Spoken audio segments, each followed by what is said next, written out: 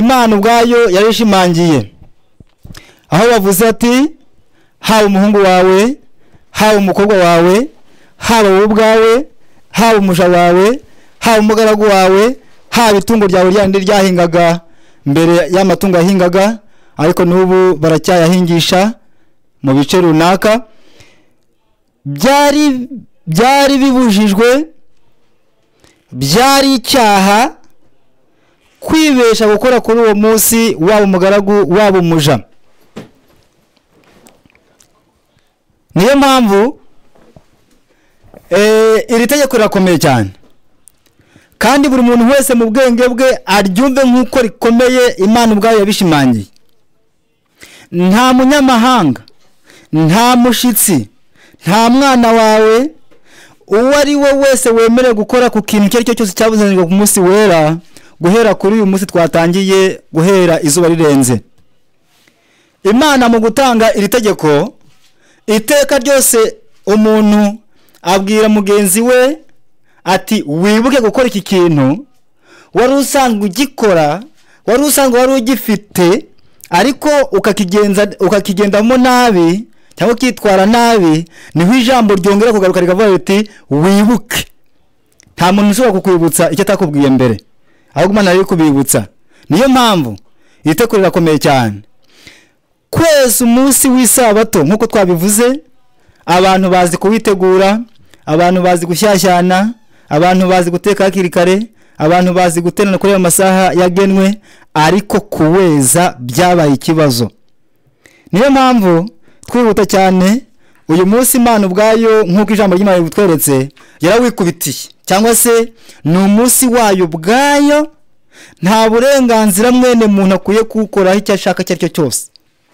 Hano Imana mu kugutoranya, Imana ikirema isi n'ibirimo byose, ku gice cya kabiri cy'itangiriro, igice cya kabiri uhereye ku murongo wa mbere aravuze ati ijuru n'isi n'ibirimo byinshi byose birangira kuremwa. Ku munsi wa karindwi Imana irangiza imirimo yakoze, iri ku munsi wa karindwi imirimo yayo yose yakoze.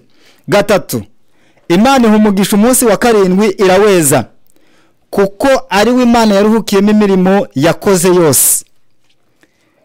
Uyu munsi kuri benshi n'abashitsi batugendereye, iyo utangiye kubara guhera ku wa mbere, ukabara iminsi ku wa mbere, ku wa kabiri, ku wa gatatu, ku wa kane, ku wa gatanu, ku wa gatandatu, ku wa karindwi, iyo tubaze dutyo buri wese yitura ku munsi wo ku wa karindwi agasanga ari ku cyumweru gisanzwe.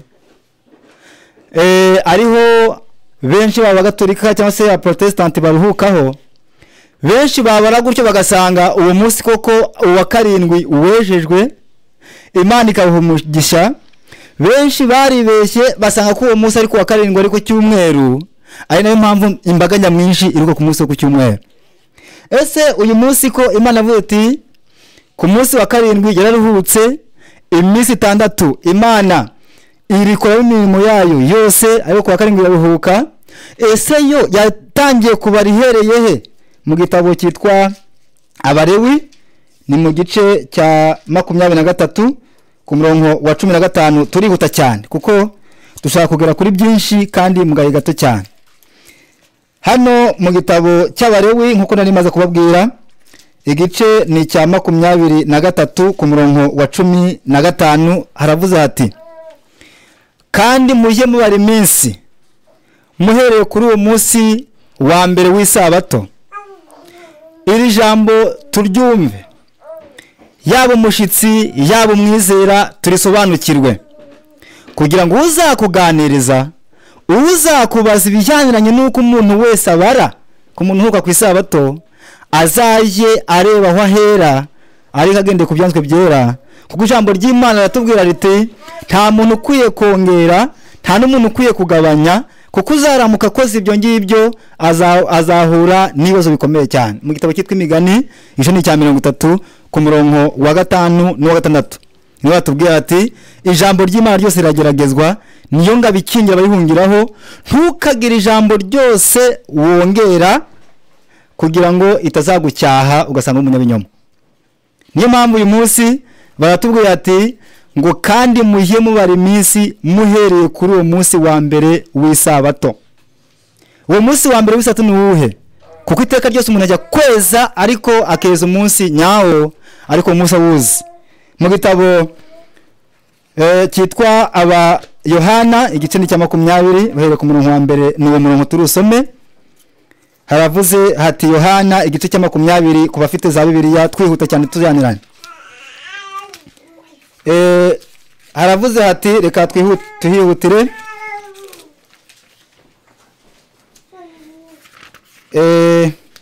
Haravuze hati baravuze ngo nukuzuka kwa Yesu. Buri wese haba usenga haba udasenga buri wese azi mu bwenge bwe ko Yesu yazutse ari ku cyumweru. Ntabwo twaje hirya cyane ngo tuyinonosore cyane kandi dufite byinshi cyane byo kuvuga bigendanye no kweza umunsi w'isabato. Hano ku murongo wa mbere aravuze ati ku wa mbere w'iminsi 7 mu rubungabungo hatarabona Mariya Magadalena aza ku gituro asanga igitare gikuwe ku gituro. Hano ni igihe Mariya yari yagiye ku gituro kuko umwami Yesu yari yabwiye ati nzapfa ku munsi wa mbere ariko ku munsi wa gatatu nzazuka. Mariya Magadalena na Mariya wundi babibika mu gutwi ntibabyibagirwa barabizirikana. Kuri uwo munsi ugeze ariho ku cyumweru ariho mu rubungabungo cyangwa se mu gitondo kare butaracya neza niho ngo bafashe inzira bajya ku gituro ngo barebe ko byibuze wa mwami wabivuze ko yabahaye amasezerano ko zaba yazutse ku munsi wa gatatu ngo basanga yazutse. Ariko ijambo ry'Imana tugiye mu gitabo cyitwa iki gitabo cya Yohana igice cya 20 hati ku munsi wa mbere w'isabato. Kandi uwo munsi wa mbere dusanze mu gitabo cyitwa Yabereye w'igice cya 23 nko twabivuze havuze hati ngo mujye mubara iminsi muhereye ku munsi wa mbere w'isabato. Noneho rero burya Bibiliya ntacyo itavuze, Bibiliya ntacyo itahishuye. Mu by'ukuri uzazimira azazimira yizize na ubundi Imana ntako itagize.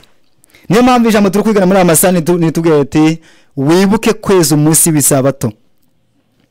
Uyu munsi w'isabato ugomba kwitonderwa cyane kuko uyu munsi w'isabato urakomeye cyane. Iyi sabato ubwayo ni Bibiliya itubwira neza ko ari ikimenyetso kiri hagati y'Imana n'ubwoko bwayo buyubahiriza babyitondeye. Turasoma igitabo cyitwa Kuva igice ni cya 31 ku murongo wa 17 ariko ndahera ku murongo wa 12. Igice cya 31 ndahera ku murongo wa 12 ariko nkeneye cyane 17 muranyihanganira. Haravuze ati Uwiteka abwira Mose ati kandi ubwira Abisirayeli uti ntimukabura kuziriza amasabato yanjye kuko ariyo kimenyetso hagati yanjye namwe mu bihe byanyu byose kugira ngo mumenye yuko ndi Uwiteka ubeza. Nuko mujye muziriza isabato kuko ari yera kuri mwe uyiziriye ntakabure kwicwa. Umuntu wese uzagira umurimo akora kuri uwo munsi azakorwa mu bwoko bwe. Mu minsi 6 aba ari umurimo igikorwa ariko kuwa 7 ni isabato yo kuruhuka yejwe Uwiteka. Uzagira umurimo akora kuri uwo munsi w'isabato ntakabure kwicwa. Nuko Abisirayeli baziriza isabato bajye bayitondera mu bihe byabo byose ibisezerano ridakuka. 17 ni ikimenyetso cy'iteka ryose hagati yanjye n'Abisirayeli kuko iminsi 6 ari Uwiteka yaremye ijuru n'isi kuwa 7 akarorera akaruhuka. Bavandimwe tubyumve neza iki kimenyetso cyangwa se uyu munsi twatangiye Bibiliya itweretse neza ko ari ikimenyetso kiri hagati y'umuremyi n'ikiremwa. Ari nayo mpamvu ngo Imana ubwayo y'umuntu yaruhutse kuri uyu munsi, Imana ubwayo niyitweza kuko ntabwo umuntu yakwiyeza kuko ijambo ry'Imana ratubwira mu gitabo cyitwa Yesaya ngo nta muntu ushobora kwihindura nk'uko ingwe itahindura ubugondo bwayo. Niyo mpamvu kino kimenyetso kirakomeye cyane. Abisi iteka ryose mu gitabo cyitwa ibihanya by'itorero, ndetse ayo magambo ari mu gitabo cyitwa ibyaduka by'iminsi ko turaza kuyasoma. Murabizi ko abisi cyangwa se abayobozi bagenda, cyangwa se buri muyobozi wese ufite aho akorera cyangwa se biro cyangwa se abashinzwe, haba aba ba meya twumva, haba abayobozi bakomeye mu nzego zitandukanye ndetse no mu mashuri atandukanye, buri kigo cyose, buri muyobozi wese aba afite icyo bita kashe. Sinzi ko nayita mu Kinyarwanda ko ni kashe cyangwa se ni ikirango, reka mbyite ko ari ikirango kiranga ibyo ukora. Noneho iyo ugiye hariho hose bagutuma igipapuro ko kiri icyemezo. Icyo cyemezo cyangwa se ikimenyetso murakoze cyane. Iyo bagusabye icyangombwa, ntabwo upfa kugenda ngo utange icyo cyangombwa gusa nta kimenyetso kiriho cyaho gikuye icyo gipapuro ngo bikunde. Ntabwo babyemera, ahubwo bakwirukankaho bakanagufunga bitewe n'uko uba uri kuvogera ubuyobozi. Niyo mpamvu Bibiliya nayo ubwayo, Imana nayo ubwayo iravuga iti uyu munsi, guhera kuri uyu munsi twatangiye izuba rirenze kugeza ejo izuba rirenze, niho ubwayo yavuze iti ni ikimenyetso kiri hagati yanjye n'ubwoko bwanjye. Ariko mu gitabo cyitwa abakurambere n'abahanuzi, Abisirayeli ngo bagiye bitondera isabato, ariko ngo ntibayezi ko bikwiriye. Wenda mu gitabo cyitwa abakurambere n'abahanuzi, nk'uko nari maze kubabwira, kuri paje y'138, reka ndebe ko iyo paje ariyo. Yego, ndahageze. Baravuze bati, reka ntihutire cyane, ndabona atari nari nshaka, ariko reka ndaza kuyabona. Nari nibeshye murambabarani, kuri paje 238 haravuze hati, ku munsi wa gatandatu ikigwa kitubwira ngo kuva ku nyanja itukura bagerera kuri Sinayi.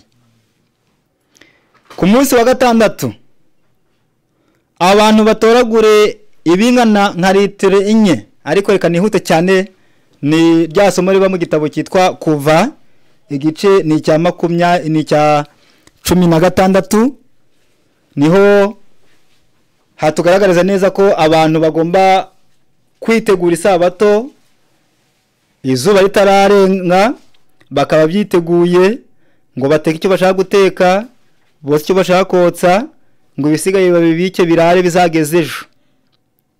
Niho hepfo ho nihute cyane baravuze bati, Imana isaba ko muri iki gihe umunsi wayo wera yitoranirije wubahirizwa nko mu gihe cy'Abisirayeli.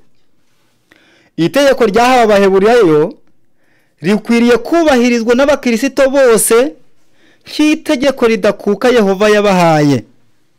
Reka nongere nsubiremo. Imana isaba ko muri iki gihe umunsi wayo wera yitoranirije kubahirizwa nko mu gihe cy'Abisirayeli.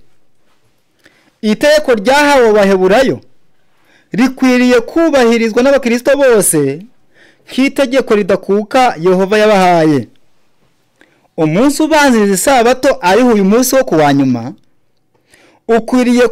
ukwiriye kugirwa uwo kwitegura, kugira ngo ikintu cyose kibe cyiteguye mu masaha yayo yera. Nta mpamvu n'imwe ikwiriye gutuma imirimo yacu bwite ikomeza kuvogera amasaha yera. Imana yavuze ko abarwayi n'abababaye bakwiriye kwitabwaho. Umurimo ukorwa kugira ngo bamererwe neza ni umurimo w'imbabazi, kandi ntabwo ari ukwica isabato. Ariko imirimo yose itari ngombwa ikwiriye kwirindwa. Turaza gusobanura hepfo gatoya. Abantu benshi batabyitayeho bagenda basubika uturimo duto bakadukora isabato yatangiye, kandi twagombye kuba twakozwe ku munsi wo kwitegura. Ibi ntibyari bikwiriye kubaho. Umurimo utitaweho kugeza ubwo isabato itangira uba ukwiriye kurekwa kugeza ubwo irangira. Ibi byagombye gufasha intekerezo zabo bantu batagira icyo bitaho, kandi bikabatera kwitonda bagakora imirimo yabo bwite mu minsi 6 y'imirimo. Bavandimwe bakundwa badukurikiranye kuri ibi byuma ikoranabuhanga ndetse nabo turi kumwe, twumvise ko Imana ubwayo yaduhaye iminsi 6 ni yacu bwacu ku giti cyacu, ko dukwiye kuyikuramo ibyo dushaka. Wajya guhinga, wajya kugira ute, wajya gukora akazi gasanzwe nk'ako dukora, ayo ku munsi w'isabato buri murimo wose wagombwe kuba witeguwe hakiri kare ku ikubitiro, kugira ngo izuba rizarenge abantu bose bamaze kwitegura, kuko niko ijambo ry'Imana ritubwira. Ariko bitewe nuko abantu ngo benshi no muri igihe turimo ngo ntabwo bitaye ku ijambo ry'Imana cyangwa se itegeko ry'Imana, ariho ngo ibyago biri kwiswa ku isi bitewe nuko ijambo ry'Imana ryasuzuguwe.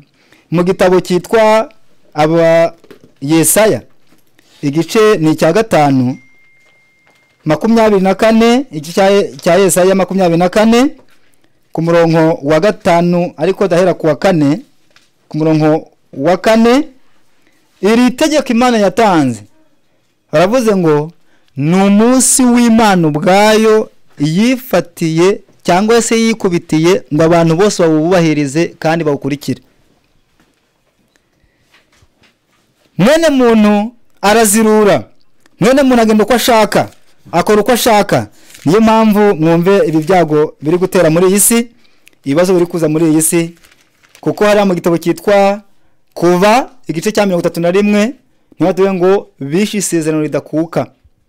Isezerano ridakuka ni isabato, kuko baravuze bati igihugu kirarira kandi kibaye umuhonge, isi icitse intege ibaye umuhonge, abanyacyubahiro b'isi bacitse intege, kandi si humanirwa n'abaturage bayo, kuko bishe amategeko bagahindura ibyategetswe, bakica isezerano ridakuka.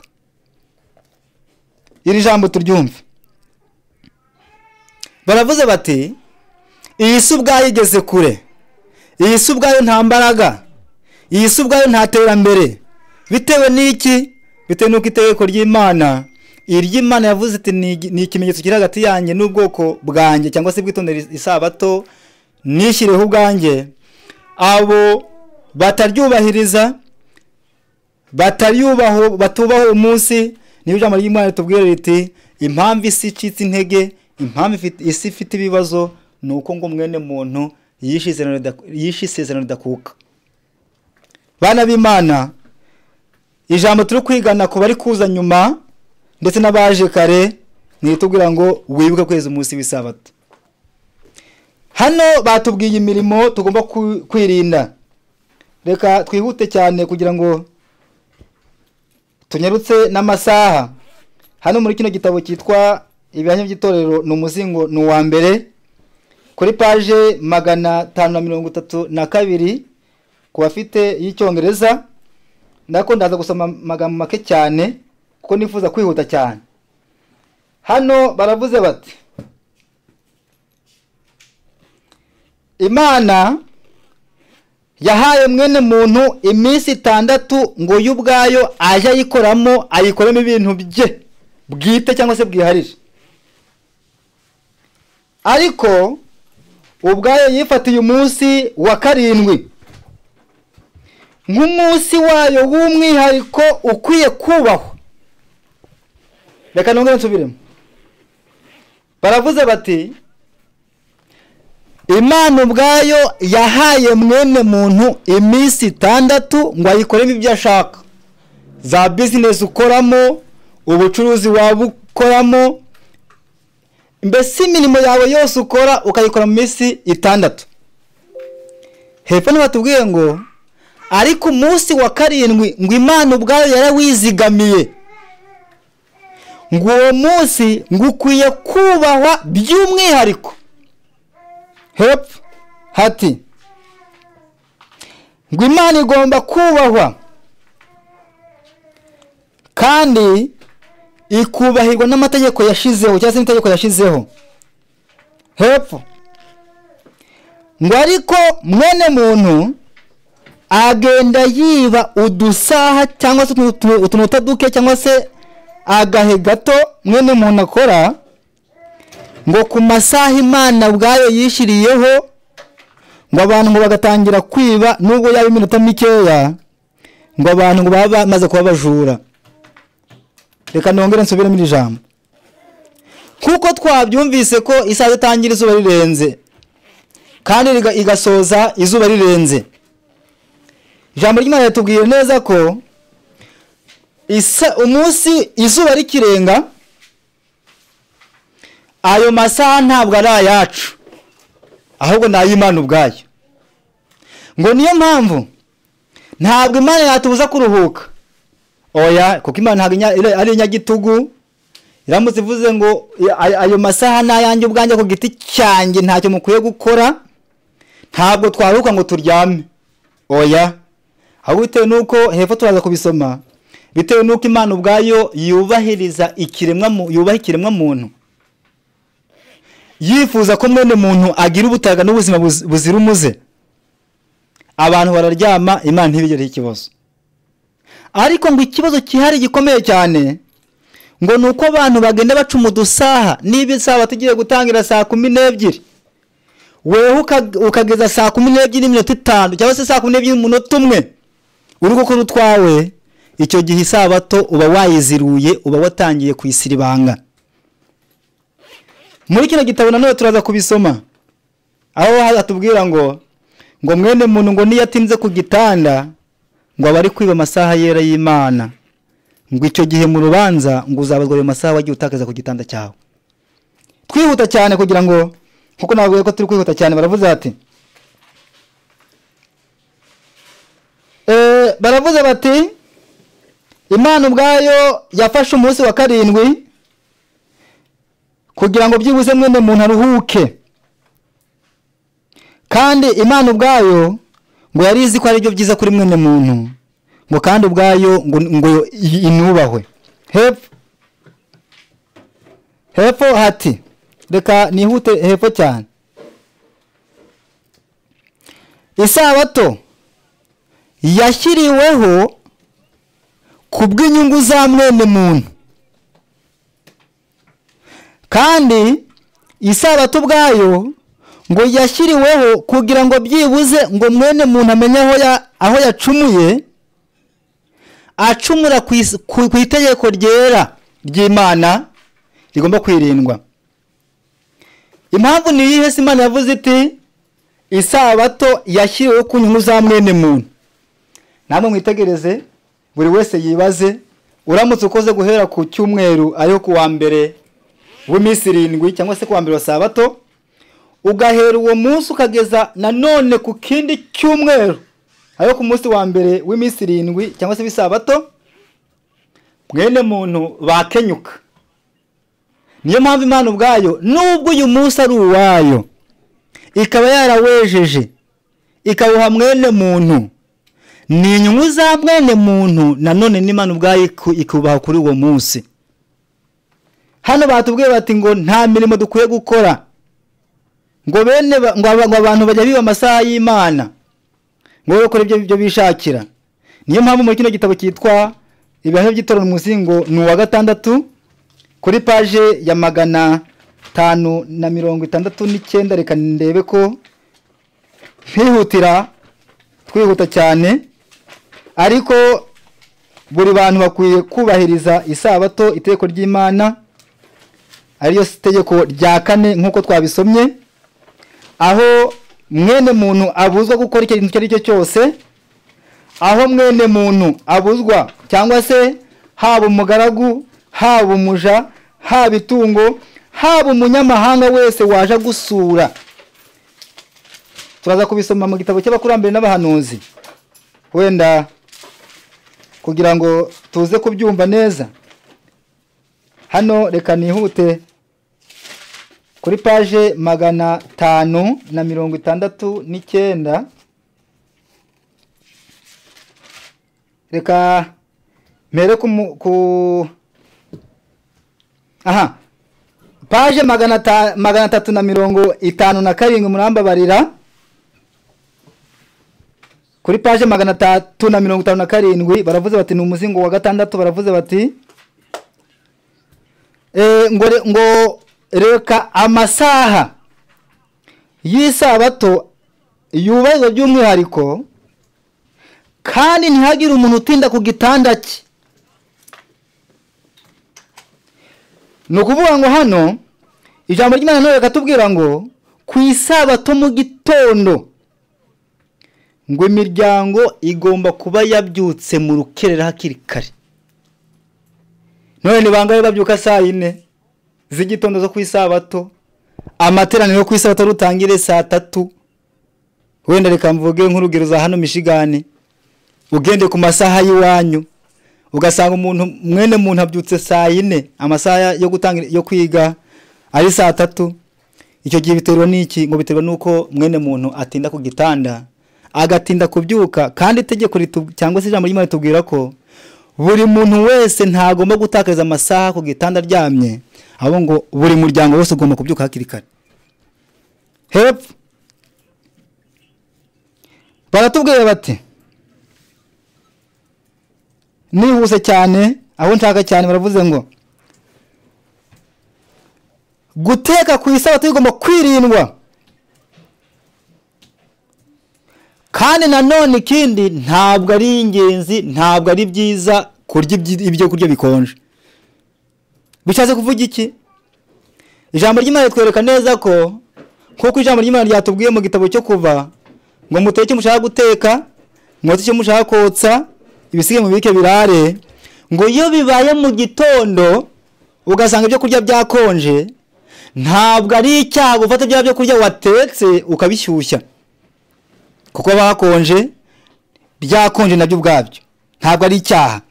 Kuko ari baratubwiye ngo bigomba kwirindwa by'umwihariko guteka ku isabato, ariko gushyushya ntabwo ari ngombwa kurya ibyo kurya bikonje. Hepfo nihuta cyane kuko nshaka kwihuta cyane.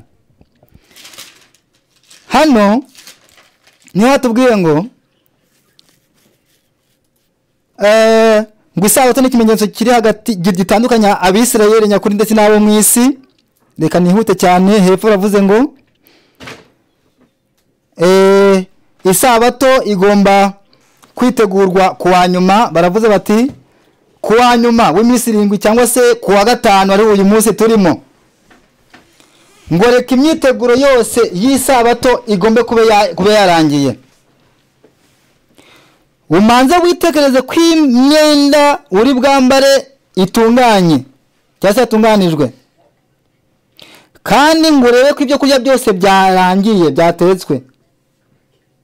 Ikindi cya gatatu ngo nuko n'inkweto zigomba kuba zatewe umuti. Ikindi cya kane kandi umuntu akaba yamaze gukaraba, kuko ijambo ry'Imana ryatubwiye muri kiriya gitabo cy'abakurambere n'abahanuzi kuri page 238 aho mwumvise ngo abantu hari igihe ngo bacumbike uturimo ngo bakadukora, ariko muri ya masaha Imana ubwayo yikubite cyangwa se ku masaha yayo yera. Niyo mpamvu uramutse ugiye koga umubiri ku isabato yatangiye, ubu uri kuzirura isabato.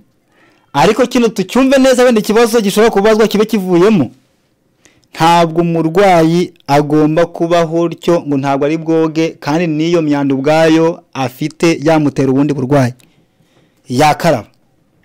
Icya kabiri ku gitsina ko cyangwa se ku gitsina gore, iyo bari muri ya misi yabo by'umwihariko ntabwo baje mu materaniro hari ukundi byagenze, bakwiye gukaraba nta cyaha kirimo. Kucyo gihe bari kwitunganya kugira ngo wenda bitunganye bamere neza, ntihagire n'uwo babangamira. Ariko wowe ufite igihe, ufite agahe, ufite n'uburenganzira bwo gukora mu masaha yawe Imana yagutije, ikaba yagutije uburame, ngo buri kintu cyose gikwiye kwirindwa, ukara ko isabato itangira buri kintu cyose cyashizwe ku ruhande. hepfo baravuze bati, nihuta cyane kuko nshaka kwihuta cyane, baravuze bati tugomba kugirira ishyari, reka mbyite ni ishyari ifuhe, urakoze ngo tugomba kugirira ifuhe amasaha y'isabato guhera mu itangiriro kugeza mu iherezo, cyangwa se guhera kugeza ku ishoje. Ntabwo ari iherezo murambabarira, ahubwo isabato igitangira hanyuma ikazarinda isoza, ngo ayo masaha Imana ubwayo yikubitiye ngo buri muntu wese agomba kuyagirira ifuhe.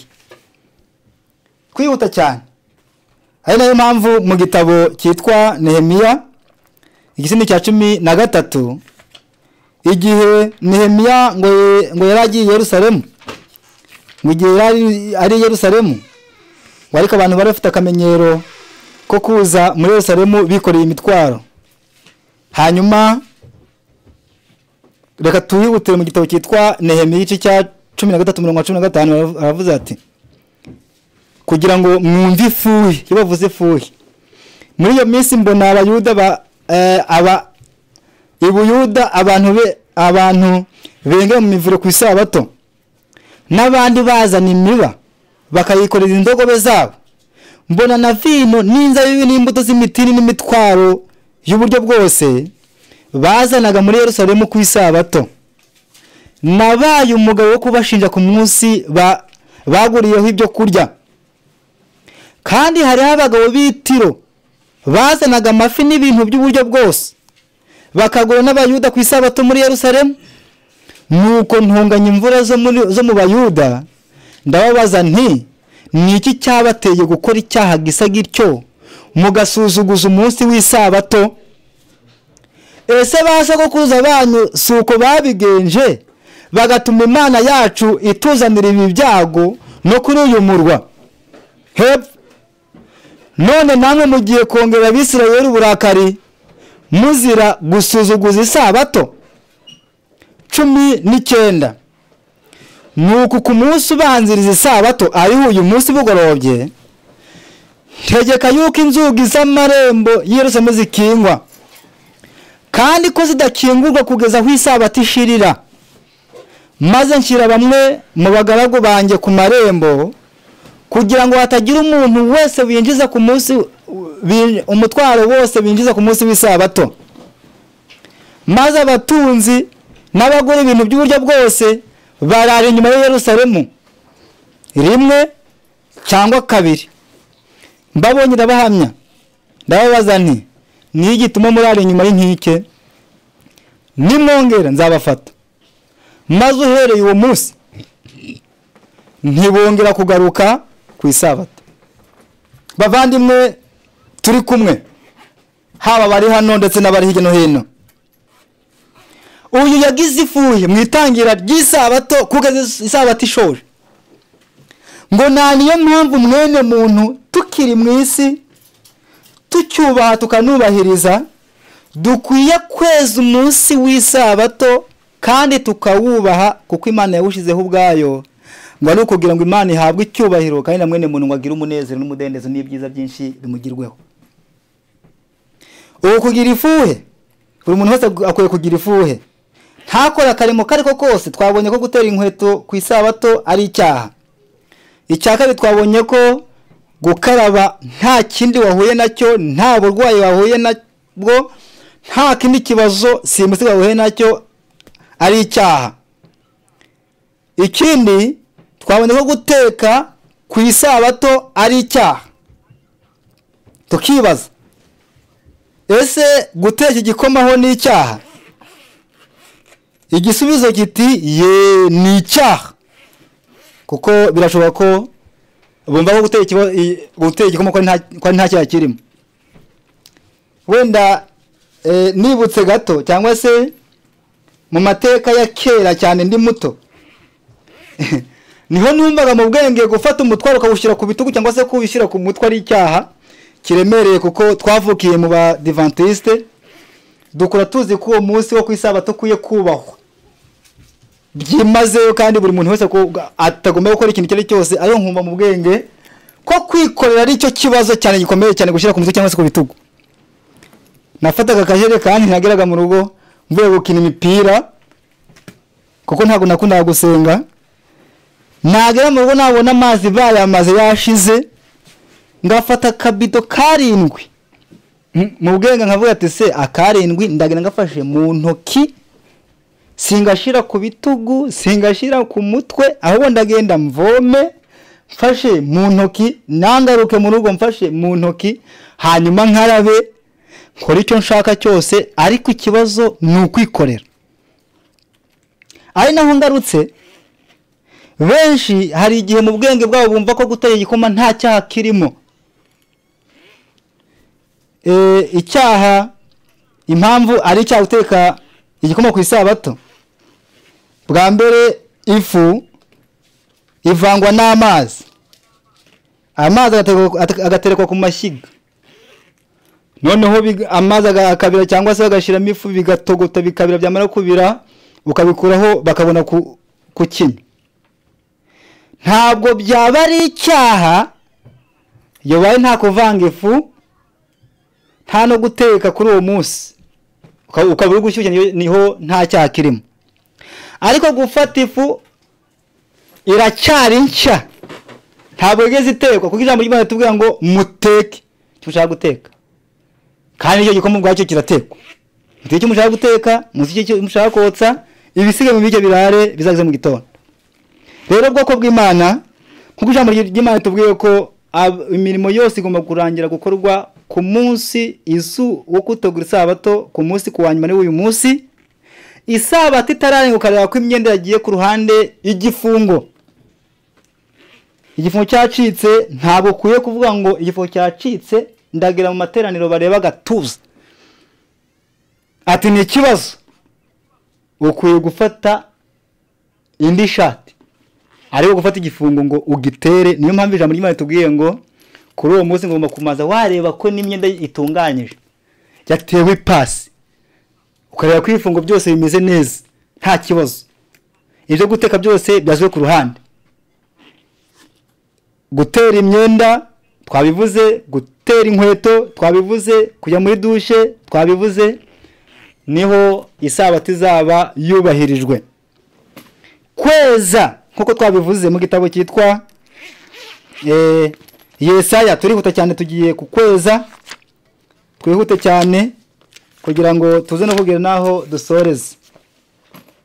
Mu gitabo cyitwa Yesaya igice cya 58 uhereye ku murongo wa 13 baravuze ati, nuhindukira ntukandagire isabato, ukanga gukora ibyo wishakiye ku munsi wanjye wera, ahubwo ukita isabato umunezero, umunsi wera w'Uwiteka ukawita uw'icyubahiro, ukawubaha. Ntube ikigenge, ntiwishakire ibyo kwinezeza, ntiwivuge ibyo ushaka ku bwawe, nuko uzishimire Uwiteka, nanjye nzaguha kurambagira mu mpinga z'igihugu, kandi nzagutungisha agakondo ya sogokuruza Yakobo, akanwa k'Uwiteka niko kabivuze. Buri muntu wese yubahiriza isabato, buri muntu wese yubaha isabato, ariko kuyeza byabaye intambara. Twihuta cyane uku kuyeza dusobanuye. Twumvise ko kweza bwa mbere haba imyiteguro yose igomba kuba yashyizwe ku ruhande. Ikindi cya kabiri, ntabwo mwene muntu nubwo yaba yashize ibyo kwitegura cyangwa se imyiteguro yose kubishyirwa ku ruhande, ntabwo mwene muntu yemerewe kuvuga ibyo ashaka kuri uwo munsi. Urugero, wenda reka tubisome twihuta kugira ngo tutaza kubivuga mu mutwe. Hano mu gitabo cyitwa Abakurambere n'Abahanuzi mu Kinyarwanda, reka ndebe iyo page, ndebe page kugira ngo taza kunshika. Kuri page 234, ariko nkeneye 200. Reka ndebe ko nyihutiraho, nihuta cyane kugira ngo tuze kugira naho dusoreza. hano mu gitabo cy'abakurambere n'abahanuzi. Reka nihute cyane.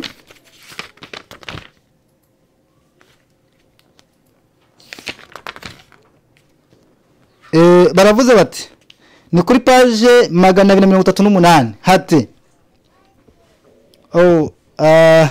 aha nari namaze kuhasoma kare, ahubwo nandire kanyarebe muramba bara gatoya.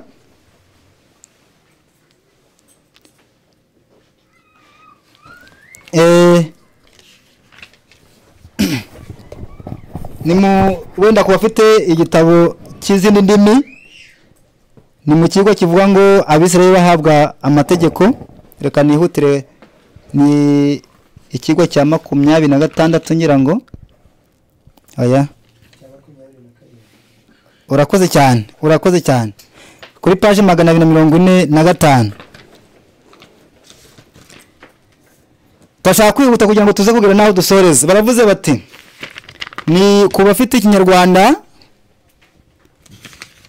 ni kuri page 249.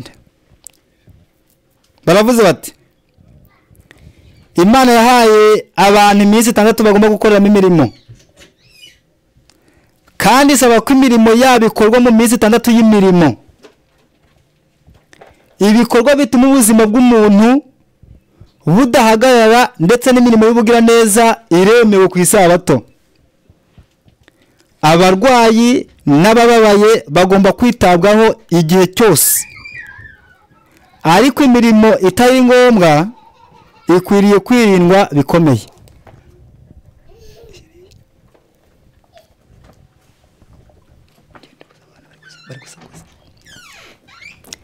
Reka dukomeze. Baravuze bati ibikorwa bituma ubuzima bw'umuntu budahagarara, ndetse n'imirimo y'ubugira neza biremewe ku isabato. Umurwayi warwaye wamuheka ukajya mujyana ku bitaro, ariko ntago baheka batwara mu modoka, nta kibazo nta cyaha kirimo. Umurwayi ugiye gupfa ukabona ko ashobora ayishwe n'inzara, kugira ngo umugoboke ngo muzahure mu buzahara yagezemo, wajya mu masoko ukamugurira umukati cyangwa se ikintu cyamufasha, cyangwa se umuneke, cyangwa se urubuto rwe rwose ukarumuha. Icyo gihe ntabwo ubukoze icyaha, ahubwo ubwo ari ubuzima bwe.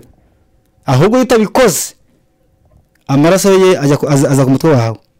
Hepfo, abarwayi n'abababaye bagomba kwitabwaho igihe cyose, ariko imirimo itari ngombwa ikwiriye kwirindwa bikomeye.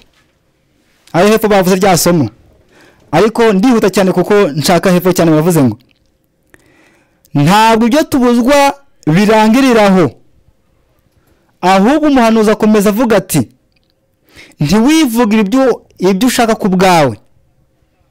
Abantu baganira ibyerekeye iby'inyungu zabo, cyangwa bagakora cyangwa bagategura gahunda zabo zisanzwe ku munsi w'isabato, bafatwa n'Imana nkaho bari muri ibyo bikorwa nyirizina by'inyungu zabo. Tarasoma hepfo mwumve. Reka nongere nsubiremo gato. Baravuze ngo abantu baganira ibyerekeye iby'inyungu zabo, cyangwa bagakora cyangwa bagategura gahunda zabo zisanzwe ku munsi w'isabato, bafatwa n'Imana nkaho bari muri ibyo bikorwa nyirizina by'inyungu zabo. Reka wenda ntarasoma hepfo maze nsobanure hano. Ugasanga ku isabato yatangiye nk'uyu munsi, ugasanga umuntu yatangiye ati ngo mbevense atuzi yanka yawe, ati umunsi yabyaye. Nawe uti ngo yabyaye, ati Imana ishimwe. Ati yabyaye iki? Ati yabyaye akanyana. Atariki Imana irankoreye mwuka byaramo. None se mwabonye ubwatsi? Rubango iteka ryose iyo uganira n'umuntu gutyo, haza n'ibindi biganiro bisanzwe, ariko icyo gihe winjiye muri business yawe. Icya kabiri, ugasanga umuntu wenda akazi karahagaze, akazi aho yakoraga karahagaze, turi ku munsi w'isabato, ugasanga wenda nka Musafiri araje ati Musafiri, ati karame, ati sinibuka harya warakoraga aha n'aha, ati cyane, ati none se uracyahakora, ati narahagaritse, ati ariko hariya bari kwakira abakozi, ati hehe kandi ntangahe bari gutanga ku isaha, ugasanga murarondogoye muravuze twinshi.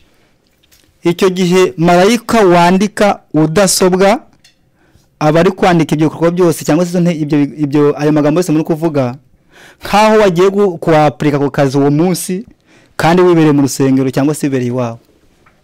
Iyo bavuze kwitegura kubaha no kweza, wibuka kweza umunsi w'isabato. Iyo bavuze kweza no kubaha, ushobora kudateka kuri uwo munsi, ushobora kutajya kuvoma kuri uwo munsi, ushobora kutajya mu kazi kuri uwo munsi, ariko iyo uganiriye iby'akazi, iyo uganiriye iby'inyungu zanyu, ati tuzajya kurangura ibi n'ibi,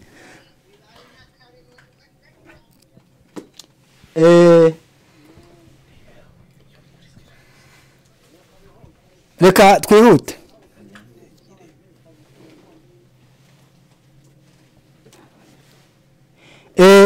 Niyo mpamvu iri jambo twumvaga cyangwa se turi kwigana muri amasaha ritubwira riti wibuke kweza umunsi w'isabato. Kubaha twakubaha,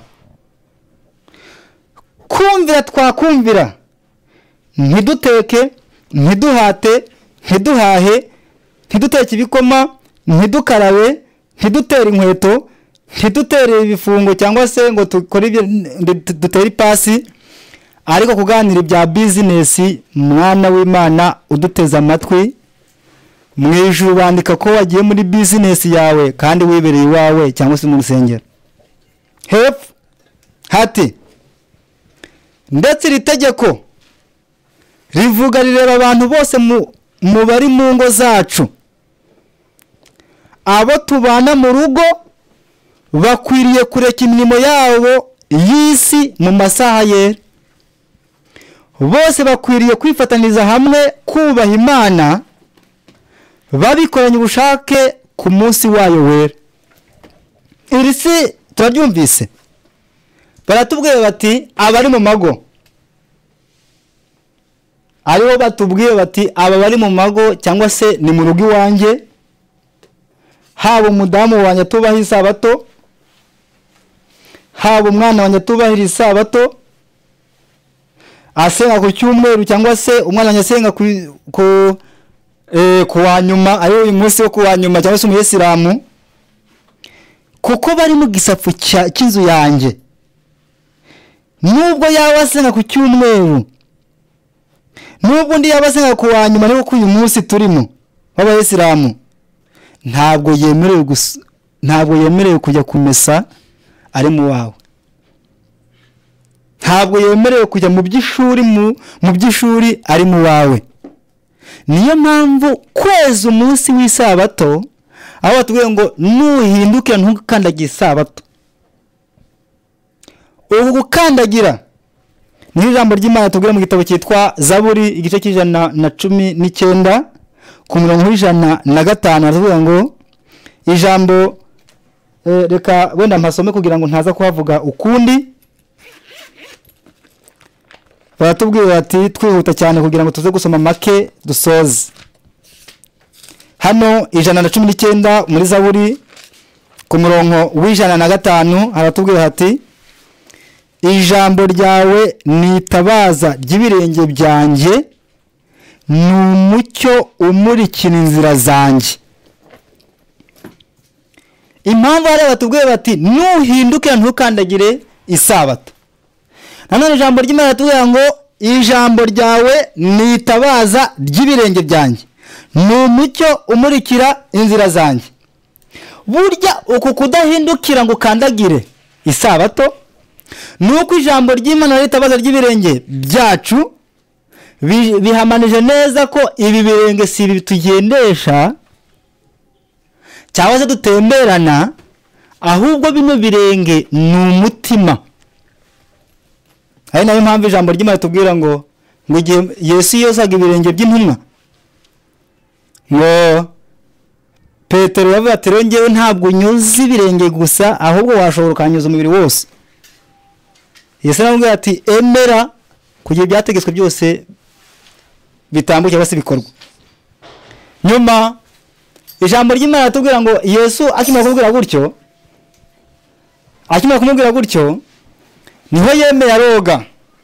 Ariko ngo impamvu Yesu yakoze ibyo, impamvu Yesu yogeje ibirenge, ngo yashaka kubereka ko neza ibirenge nk'uko byandura ubusa ari nako n'umutima wandura ubusa. Kuko mu gitabo cyitwa Imigani niho hatubwira ngo rinda umutima wawe kuruta ibindi byose birindwa, kuko ariho iby'ubugingo bikomoka.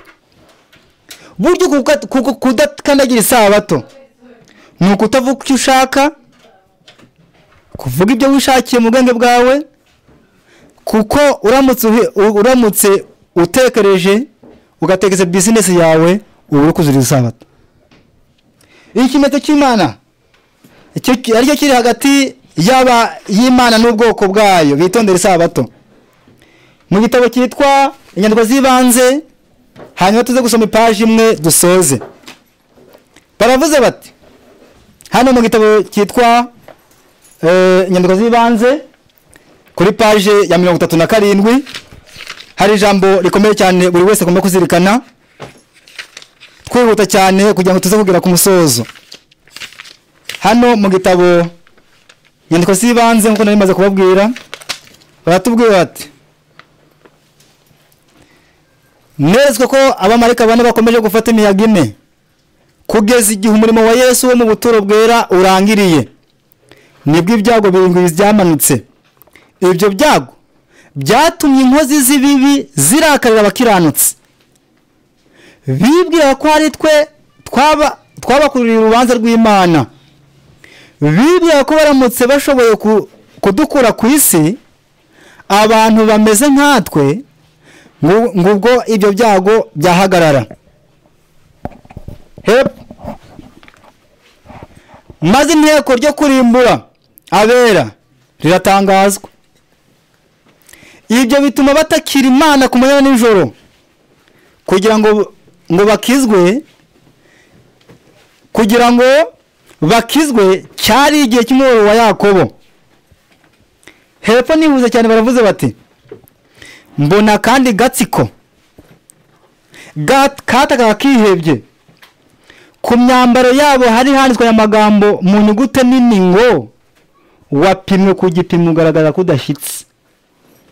Aba ni abakiranirwa, aba ni abaziruye isabato, ni abivuga ko bishakira ku munsi w'isabato, ni abakoze uko bashaka ku munsi w'isabato, mbese ibya business yabo byose, ibikorwa byabo byose bagiye babikora. Niyo mpamvu bano bavuze ngo aka gatsiko ngo mu ijuru kuko turapimwa, baravuze bati barapimwe ngo bagaragara ko badashyitse. Hepfo se byagenze bite kuri bo? Mbaza marayika ku gatsiko kariko, marayika aransubiza ati abo ni abakomeje isabato mu gihe runaka hanyuma bakayireka. Hepfo numvise bataka bati twizerwaga kwawe kandi twabyigishaga umwete. Ubwo batakaga barebaga ku myambaro yabo bagasoma amagambo yanditsweho maze bakarushaho kuboroga. Nabonye ko bari baranyoye ku isoko y'amazi afutse, asigaye bakayatobesha ibirenge byabo, basiribanze isabato. Niyo mpamvu bapimwe ku gipimo bakagaragara ko badashyitse. Bavandimwe, iri tsinda ni ribi, nta n'uwaryifuza, ariko birashobora ko nge nawe uko twitegura isabato, uko tuyeza tutayeza bikwiriye. Niyo mpamvu ubu bwoko cyangwa se aka gatsiko, niba twitegura uko bishoboka kose, tukitwara uko bishoboka kose, ntitugire ikintu dukora ku munsi wayo guhera ku wanyuma izuba rirenze kugeza ku wanyuma izuba rirenze. Nanone ukina gukora icyo ari cyo cyose ariko ukivuga ibyo wishakiye, mu ijuru bandika kutigeze unaterana kuri uwo munsi, kuko uwo munsi wakubera imfabusa. Buri wese yirebe, buri wese yisuzume ese buri muntu wese ko ari kwisuzuma mu by'ukuri imbere y'Imana, kuko ijambo ry'Imana riratubwira ngo ibiri mu isi mu gitabo cye intambara ikomeye y'ikinyarwanda ni kuri page ndizera ko ari 343 batubwira ngo isuzuma rubanza.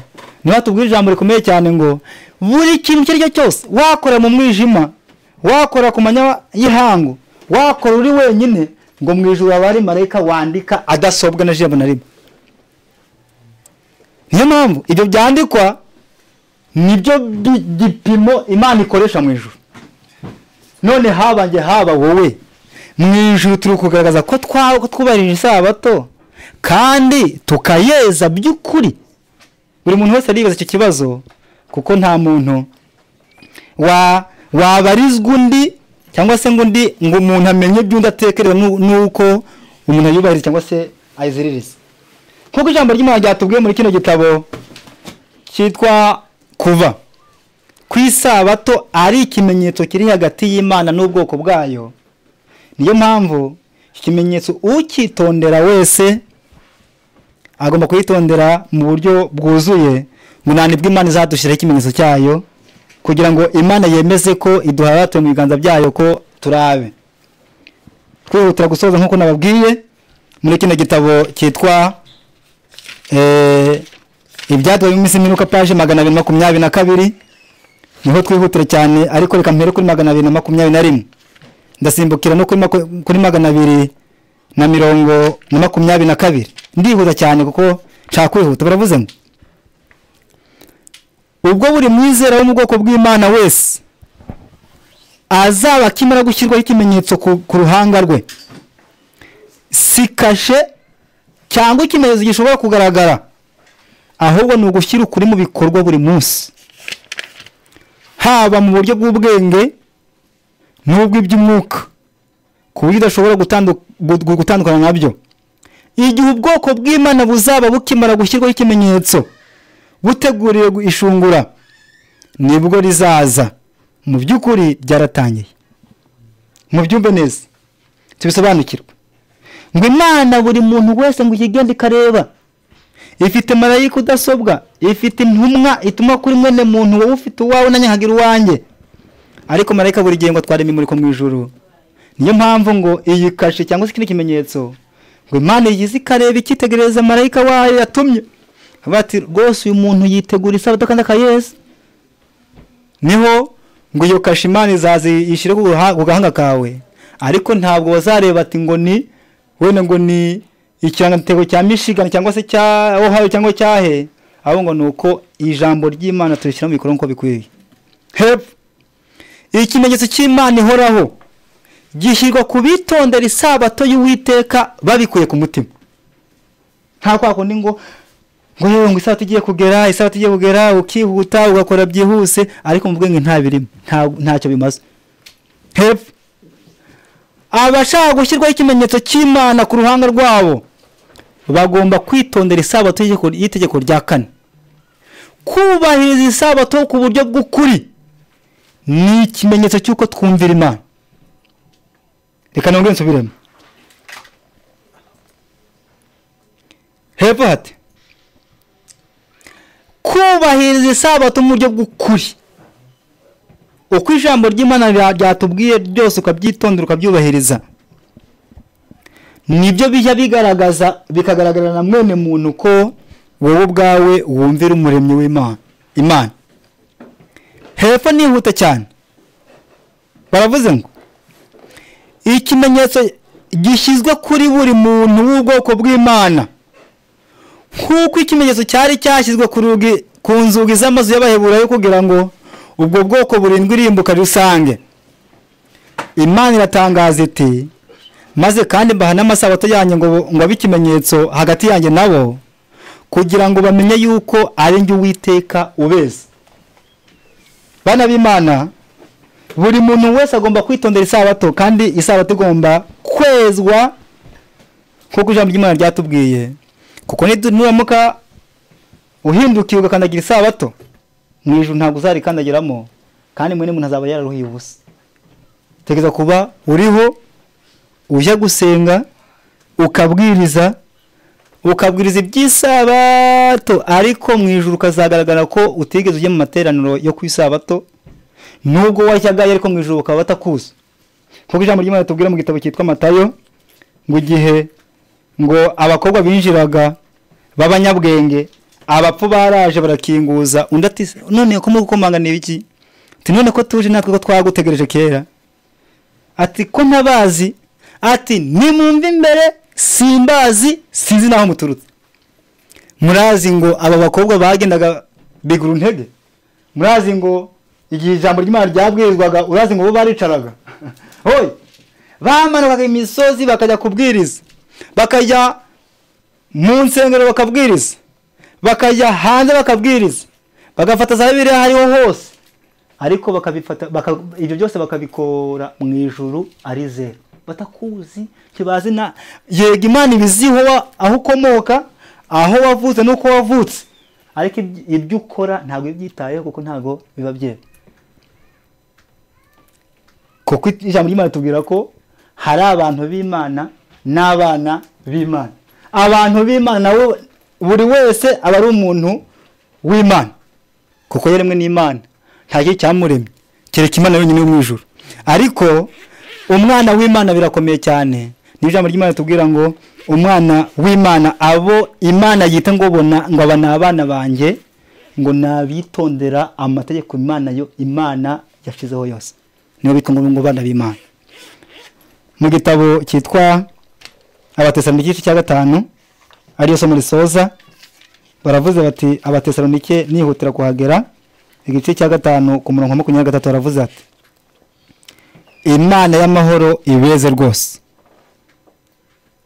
kandi mwebwe ubwanyu n'umwuka wanyu n'ubugingo n'umubiri byose birarindwe, bitazabaho umugayo ubwo umwami wacu Yesu Kristo azaza.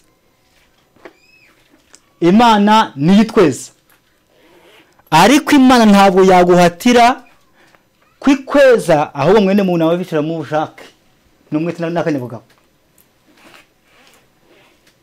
Rero bana b'Imana, reka Imana y'amahoro nk'uko ijambo ry'Imana tubwiye ngo Imana y'amahoro itweze rwose, kandi haba mu bwenge, haba umubiri, haba ikirere cyose kituriho, ngo birarindwe bitazabaho umugayo.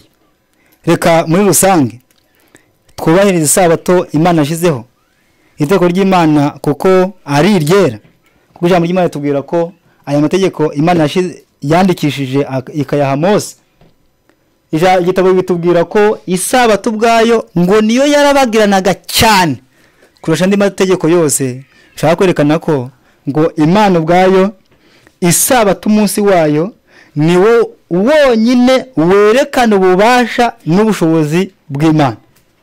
Reka tuyubahe, reka tuyizere, reka tuyeze, haba mu ntekerezo, haba mu mirimo, tuzarindwe, tuzagire mu ijuru amahoro mu izina rya Yesu. Amen.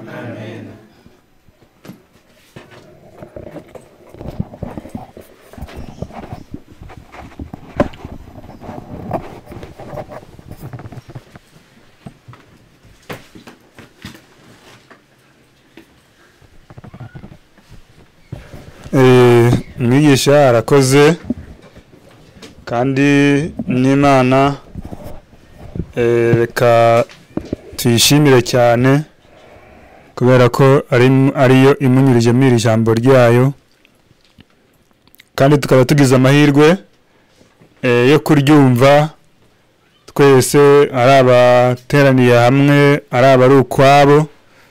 Tukaba tugize umugisha wo kumvira ijambo ry'Imana ryatwerekaga kwezi isabato. Rero Imana ihabwa icyubahiro, kandi natwe twese tuvugira hamwe mu izina ryayo rihabwa icyubahiro. Amen. Rero twabahaye umurongo ku bafite ibibazo bari bubarizeho. Nimero ya telefone mbere yuko tugira ibindi tubabwira turayisubiramo, ni 3147 01 6 124.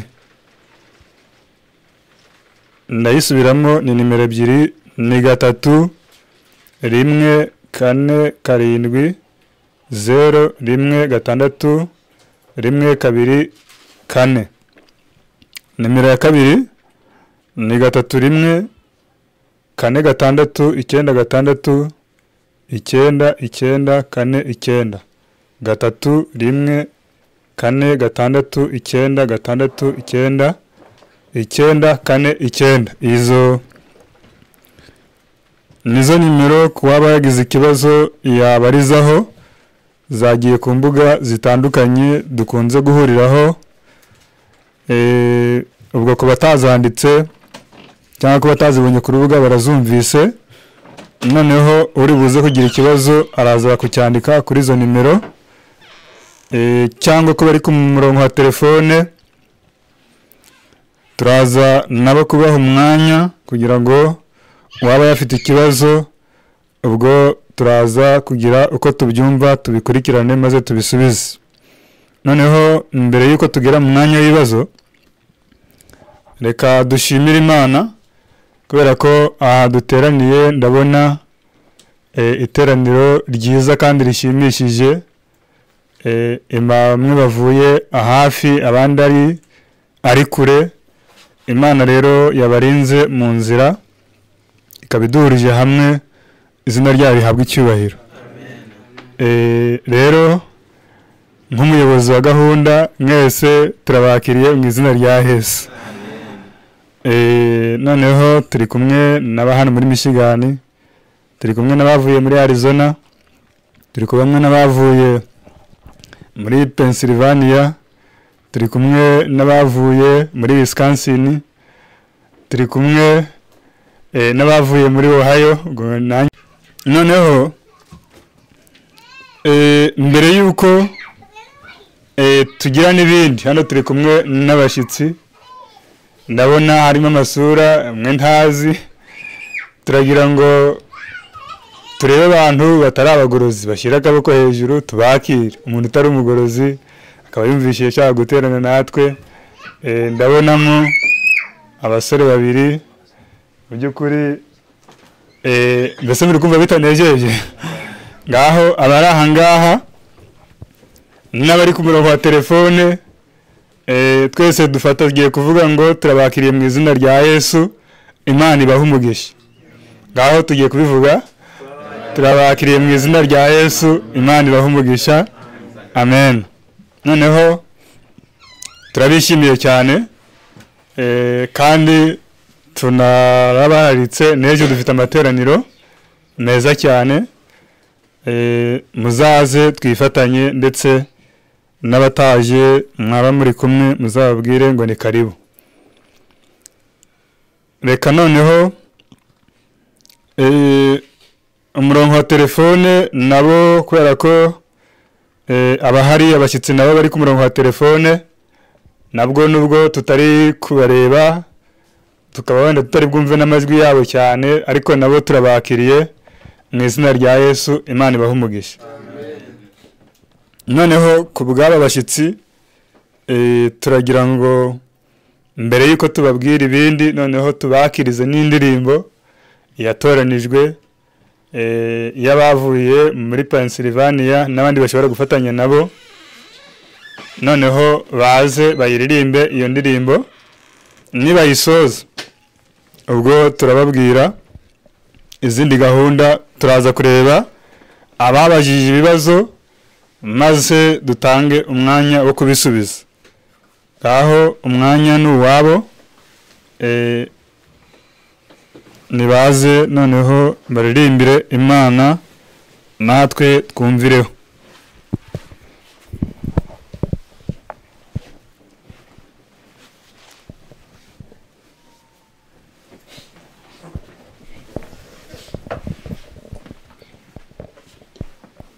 Zajya nshima Imana yanjye, zajya nyimbaza buri munsi, zajya nyamya naho rukomeye, kuko Yesu ampa imbaraga. Zajya nshima Imana yanjye, nzajya nyimbaza buri munsi nzajya nyamya naho rukomeye kuko Yesu ampimbaraga abafite Yesu mu mitima bararwana bakanesha kuko nta rugamba barwana ubwabo Yesu niwe ubashoza abafite Yesu mu mitima bararwana bakanesha kuko nta rugamba barwana ubwabo Yesu niwe ubashoza ndacyafite urugendo rurerure ruruhije kandi ruri mu intambara byangira igiringiro bikomeye nziko Yesu ampimbaraga ndacyafite urugendo rurerure ruruhije kandi ruri mu intambara byangira igiringiro bikomeye nziko Yesu ampimbaraga abafite Yesu mu mitima bararwana bakanesha kuko nta rugamba barwana ubwabo Yesu niwe ubashoza abafite Yesu mu mitima bararwana bakanesha kuko nta rugamba barwana ubwabo Yesu niwe ubashoza soma iby'ishuri ibice 14 murongo 17 ugeze 20 umuzabibu w'isi ureze uzasaruzwa umujinya w'Imana soma iby'ishuri ibice 14 murongo wa 17 ugeze 20 umuzabibu w'isi ureze uzasaruzwa umujinya w'Imana abafite Yesu mu mitima bararwana bakanesha kuko nta rugamba barwana ubwabo Yesu niwe ubashoza abafite Yesu mu mitima bararwana bakanesha kuko nta rugamba barwana ubwabo Yesu niwe ubashoza turabwirwa natwe bene data nta rundi rubanza isi irashaje hahirwa amaso bene data Yesu niwe ubashoza turabwirwa natwe bene data nta rundi rubanza isi irashaje hahirwa amaso bene data Yesu niwe ubashoza abafite Yesu mu mitima mwihangane ari hafi ibirushya byose bizarangira tugiye kuruka bene data abafite Yesu mu mitima mwihangane ari hafi ibirushya byose bizarangira tugiye kuruka bene data tugiye kuruka bene data amen amena Imana ishimwe cyane tugiye kuruhuka n'ukuri ibibazo byose biri mu isi bizashira rero Imana ishimwe kubw'indirimbo ihanyujijwe nayo ni icyigisho noneho reka turebe ibibazo byamaze kuza maze tubisubize.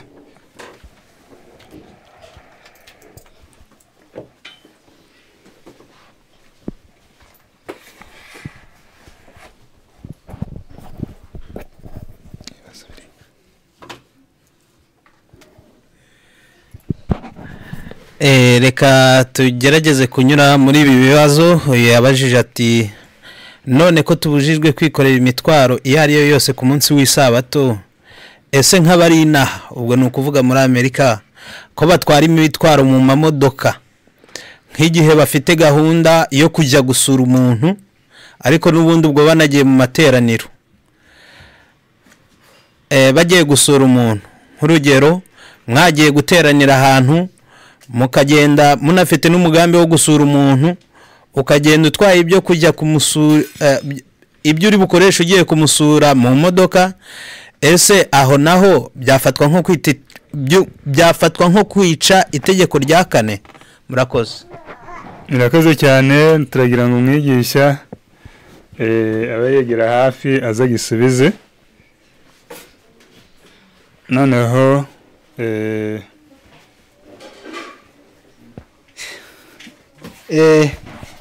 murakoze cyane. Wenda muraza gusubiramo gatoya niba ari gufata urugendo kwa nyuma ari uyu munsi. No kuvuga ngo umuntu ashobora kuba hari ibyo yahashye mbere yo kwisabato, noneho yaje guteranira muri Ohio, cyangwa se muri Michigan cyangwa n'ahandi, ariko afite gahunda yo kuba isabato nisoza ari gusura umuntu. Noneho akaba yatwara bya bindi yaguze mu modoka, niba ari fanta, niba ari agafuka k'umuceri, ibyo bintu yifuza ko ari bumusurishe. Noneho bikabitwara mu modoka, akagera muri Ohio, agaterana.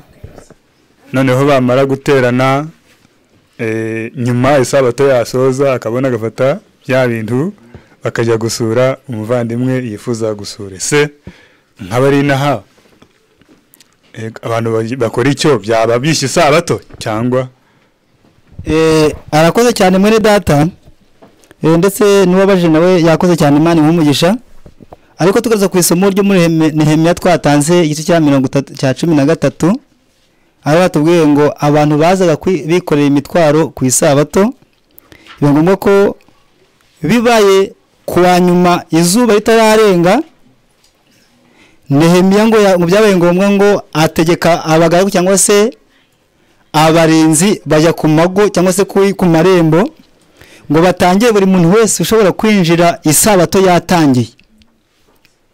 Niyo mpamvu tutari twasoma wenda kubijyaniranye n'iyi sabato, ubundi nk'uko ijambo ry'Imana ritubwira bwa mbere ntabwo byemewe gufata ingendo ku isabato ugiye mu byawe.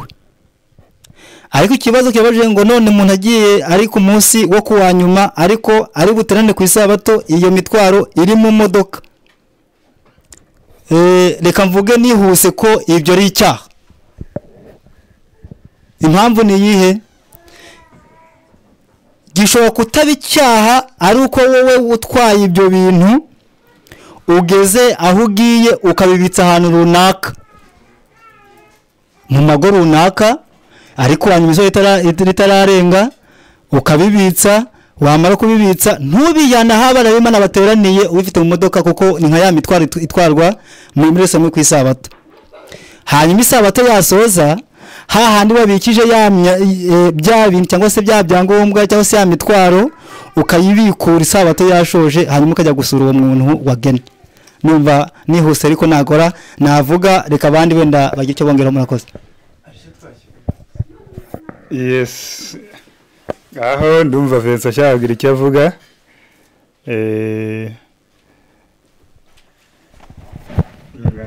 Ni inyunganizi. Bene data arakoze cyane. Ku mazina ni Vincent. Nkuko abivuze, nkuko n'ikibazo cyabajijwe, turasubiza wenda muri ubu buryo, ariko tutagiye kure y'icyo yashubije. Nuko ibyo kurya byo byonyine si icyaha, n'iyo modoka nayo ubwayo ntabwo ari ikoze icyaha, ahubwo wabiteguye niwe wakoze icyaha.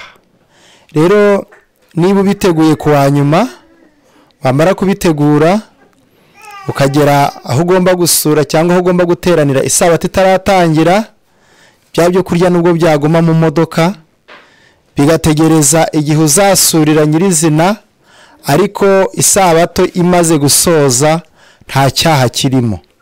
Ikibi ni uko isabato igufatiraho ufite iyo gahunda yo gusura, wafashe n'urugendo kuri iyo sabato, harimo ibyo byiciro bibiri, ni icyaha. Ariko isabato iramutse itagufatiyeho, wayiteguye neza, wabiteguye neza, ukagera aho uri butangirira isabato byashoje, cyangwa se wenda urugendo ruhagaze, warangiza washaka ukaberekera muri iyo modoka ugaterana, isabato yavamo, noneho ukajya gusura umuntu, nta cyaha kirimo. Murakoze.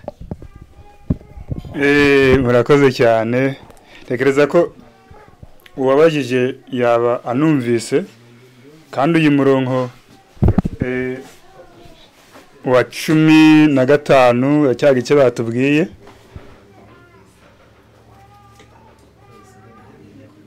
reka tusomere isomo nirangiza ubwo umuntu wenda araza kongeraho ikindi. Harimo n'ibindi bibazo ubwo turaza kwihutisha. Muri iyo minsi mboni buyuda abantu bengera mu mivure ku isabato, n'abandi bazana imibaba yikoreza indogobe zabo, mbona na vino n'inzabibu n'imbuto z'imitini n'imitwaro y'uburyo bwose bazanaga muri Yerusalemu ku isabato. Nabaye umugabo wo kubashinja ku munsi baguriyeho ibyo kurya, kandi hariho abagabo b'itiro bazanaga amafi n'ibintu by'uburyo bwose bakagura n'abayuda ku isabato muri Yerusalemu.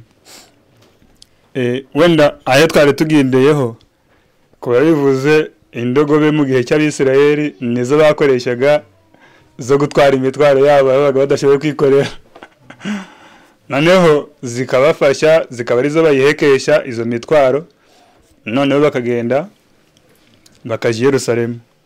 Mu gihe cyacu rero indogobe ntabwo ni hake wazibona zitwara imitwaro, ahubwo ubu indogobe zacu ni imodoka zacu.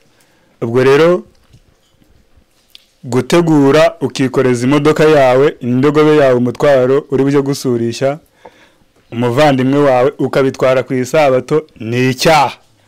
Niyo ndogobe yawe. Iri ni isomo rya Bibiliya.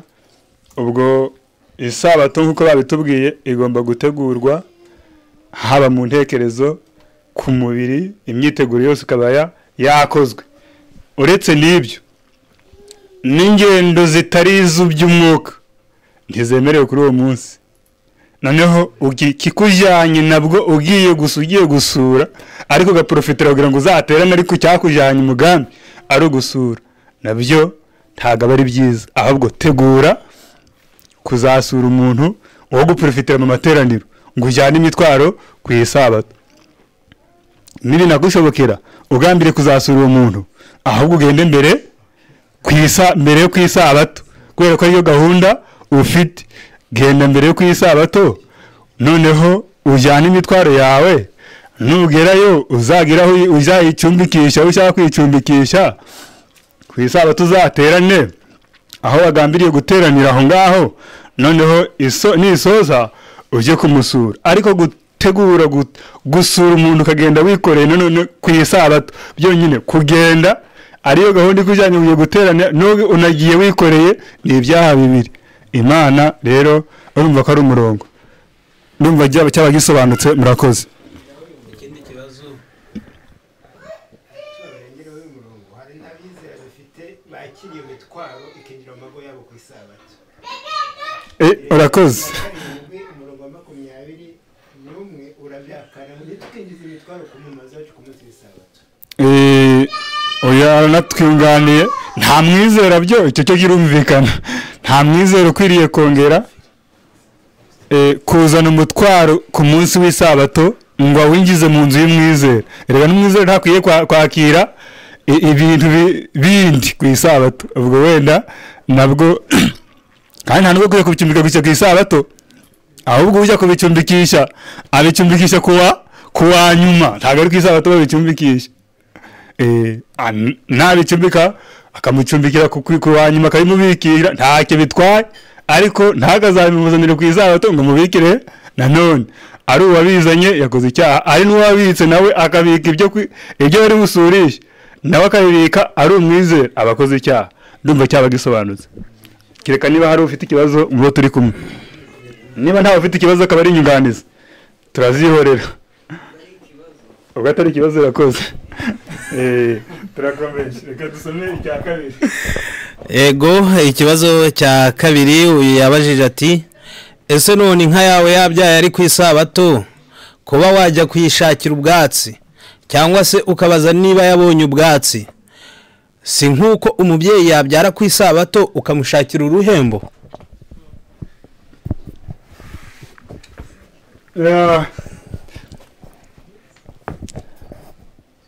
ibyo kurya bisanzwe bitegurwa mbere y'uko isabato itangira rero iyo ufite umubyeyi mu rugo n'ubundi wateganya ko ashobora kuzabyara no kwa kangahe no ku isabato ujye utegura iby'ababyeyi ku isabato mbere y'isabato inka nazo uba uzi ko ifite amezi kandi yegereje no kubyara nayo yitegurire nk'uko witegura ku isabato ntugazajye kubitegura ngo ni uko bije ahubwo isabato utegura ibintu byose bizakenerwa mbere y'uko isabato igera undi hari urundi ruhembo rw'inka kuruta ubwatsi ko n'ubusanzwe kuba ubwatsi rero bw'inka inka ntabwo nta bindi uri buyikorere ni ubwatsi n'ubundi nk'uko usanzwe yitegurira uri buyitegurire mbere y'uko isabato itangira ninabyara nta kindi izarya kirenze ubwatsi nta ni bwa bwatsi izarya ubwo uzaba uzi ko inafite wenda izarya bwinshi uzategure bwinshi mu gihe uzi ko ifite amezi yegereje ujye utegura bwinshi izabyare hariho bwinshi n'amazi menshi wayateguye byose byatunganye numva ahubwo n'ikindi n'umwizera nubwo atari hano muri Amerika wenda nko mu Rwanda ufite inka iyo ari kwitegura ubwatsi akuba kabiri uzi ko ari bwo gutegura isabato akuba ubwo yari kuyiha nubwo ari bwongereho ko hejo atazajya kwanya ubwo rero n'ubundi ntabwo ari igikoma azashigisha ahubwo n'ubundi buzaba buhagije usibye wenda byari umutima kugira ngo ndabikora ariko n'ubwo icyo kitari cyo kubaza arakoze umuvandimwe nawe yarabaje ari kureba mikoro ariko yarari ni inyunganizi ubwo nk'uko abisirayeli bakasabwa kuwa nyuma y'iminsi 7 gutoragura manu y'inkubwe ebyiri ubwo kugira ngo bazabone iyo baryo ku isabato niyo kuwa nyuma niko n'ubwatsi ubwo babutegura bwinshi yego uyu nawe yabajije ati murakoze cyane ku bw'iki cyigisho Ezekiel 20:20 haranditse ngo kandi mujye mweza amasabato yanjye ngo abe ikimenyetso hagati yanjye namwe ese ko amasabato ari mu bwinshi ubwo buri muntu ntiyaba agira isabato ye aziranyeho n'Imana bitewe n'igihe yarangirije imirimo cyangwa se ashaka kuruhuka abadivantiste muzana ibihamya uyu ni ko yabajije murakoze arakoze cyane ngaho twakira umwigisha nanone adufashe muri iki cyigisho kandi muri iki kibazo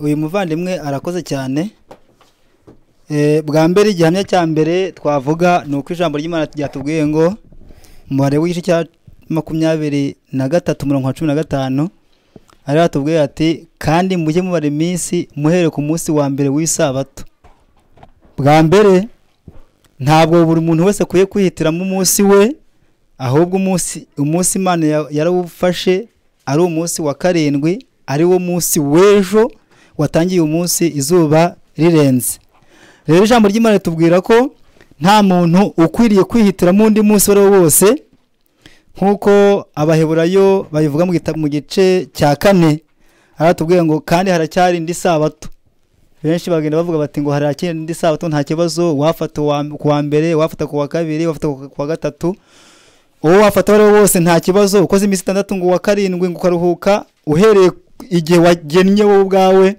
ni ikibazo. Nta mwene muntu ukwiye kwihitiramo umunsi we. Wenda reka ndaza kureba amagambo ari mu kino gitabo cyitwa abakurambere n'abahanuzi.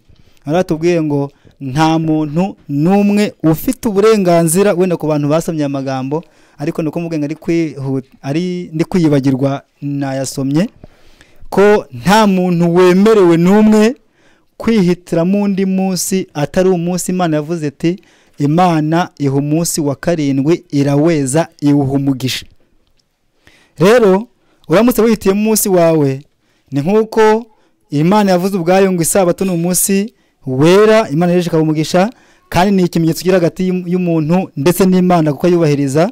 Rero ngo benshi bahimbye amasabato yabo, ariho mu gitabo cyitwa, ariho ngo abantu bafashe umunsi wo ku cyumweru bavuga ko ari umunsi w'isabato wabo, kuko ijambo ry'Imana tubwira ko neza iyo sabato yabo cyangwa se ku cyumweru cyangwa se kuwa nyuma, reka tubyite kuwa nyuma kuwa gatanu, kubaruhuka kuwa gatanu ku Bayisilamu, kubaruhuka ku cyumweru cyangwa se kuba Gatolika n'Abaprotestanti, niho batubwiye ngo ikimenyetso cy'Imana iri mu ijuru ni isabato, mu gihe ikimenyetso cya Satani ari icyumweru.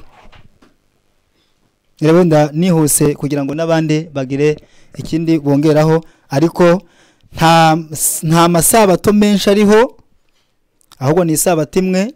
Ahubwo mu Bisirayeli impamvu bavuze ngo mujye mwubahiriza amasabato, ni uko ijambo ry'Imana ritubwira ko ngo mu Bisirayeli ngo hari igihe bari baragennye guhinga imyaka runaka, iyo myaka yaramuka yeze yakwera, ari ku isabato uwo munsi bakawita ko ari umweru, ari wita ngo ni hari umunsi w'umuganura. Murakoze cyane.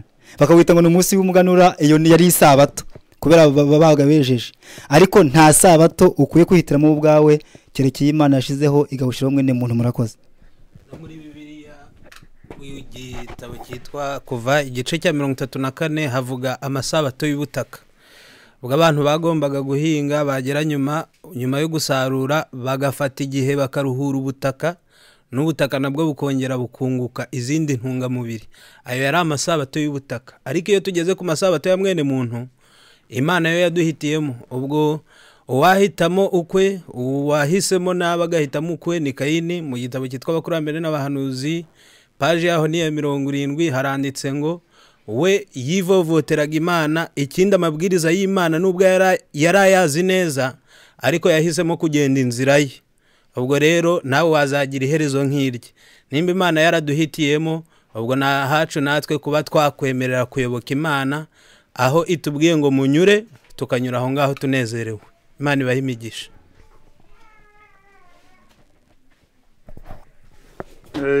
Abavandimwe barakoze cyane ku bisubizo batanze. Muri Bibiliya nk'uko bamaze kubivuga, hari iminsi mikuru mu Isirayeli bari bafite. Hari umunsi w'impongano, hari umunsi wa yubile, hari umunsi w'imiganura, hari umunsi wa Pasika. Yose yari iminsi mikuru, ariko ku munsi uwusoza wawo wagombaga kubera uwo munsi kubabera isabato.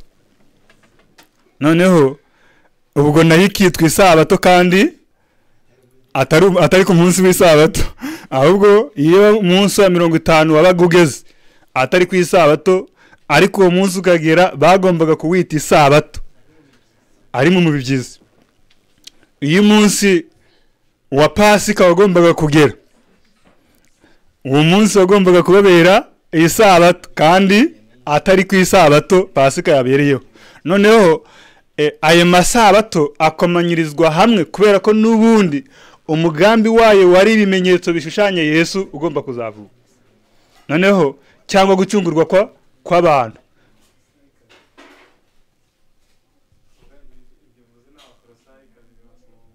Yes, ariko duha n'isomo umuvandimwe abakolosayi 2, reka tusome ubwo bariduhaye tunacunguze uburyo umwete abakorosayi 2 dusomye iryo somo haranditse ngo murongo wa 16 nuko rero ntiyakagire ubacira urubanza kubw'ibyo murya cyangwa ibyo munywa cyangwa kubw'iminsi mikuru cyangwa kubwo kuziririza imboneko z'ukwezi cyangwa amasabato, kuko ibyo ari igicucu kizaba, naho umubiri wabyo ufitwe na Kristo. Ubwo rero muri kumva yuko tugarukiye ahangaha bavuzemo amasabato menshi, iminsi mikuru n'amasabato, ntihagire umuntu bacira urubanza. Ibyo rero kuko igicucu cyabyo ari icy'umubiri wande ufitwe nande na Kristo. Ubwo rero ibi byose byaberagaho kugira ngo bishushanye abari Pasika yagombaga gushushanya Yesu wagombaga kutubera Pasika, agatamba rimwe bikaba birangiye twaba tubonye igitambo cy'iteka ryose.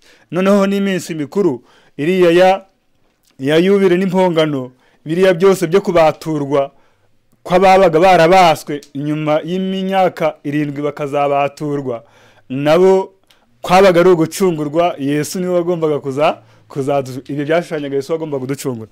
Noneho ayo niyo masabato yavuzwe, naho isabato nk'itegeko rya 4 Yesu yaranarivuze, aravuga ngo nimujya musenga mujye musengera ngo no guhunga kwanyu ko kuzaba mezi y'imbeho nangwa cyangwa ku munsi w'isabato. Ubwo rero yaba n'intumwa bageraga ku munsi w'isabato ngo bakagenda bakareba nyuma y'urugo aho bashobora guteranira. Ubwo rero umunsi w'isabato ni umunsi wera, ni itegeko, ariko ayo masabato nuko asobanutse. Ndumva cyaba cyumvikanye ku wakibajije. Noneho twakomeza. Nanone ku bindi bibazo yavuze ati Uwiteka bahire ni sifa. Nge mfite ikibazo.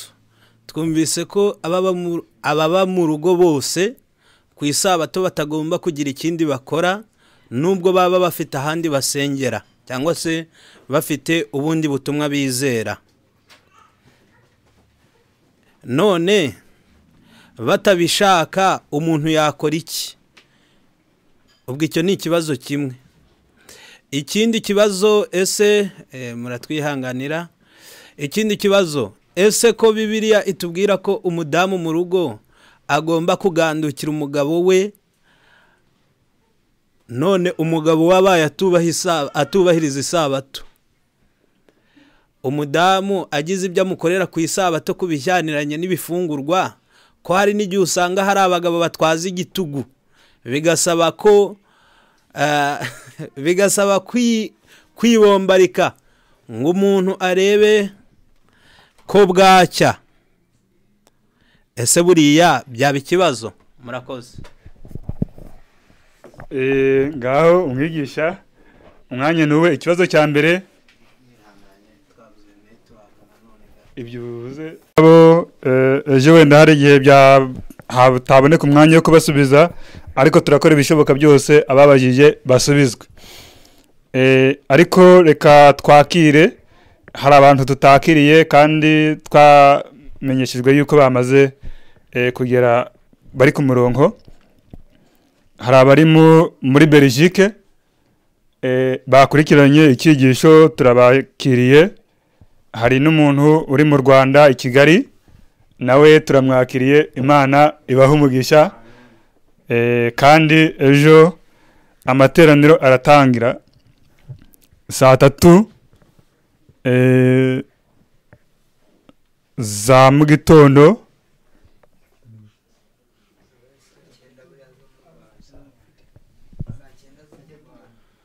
azaba ari saa 9 zo mu Rwanda, ariko saa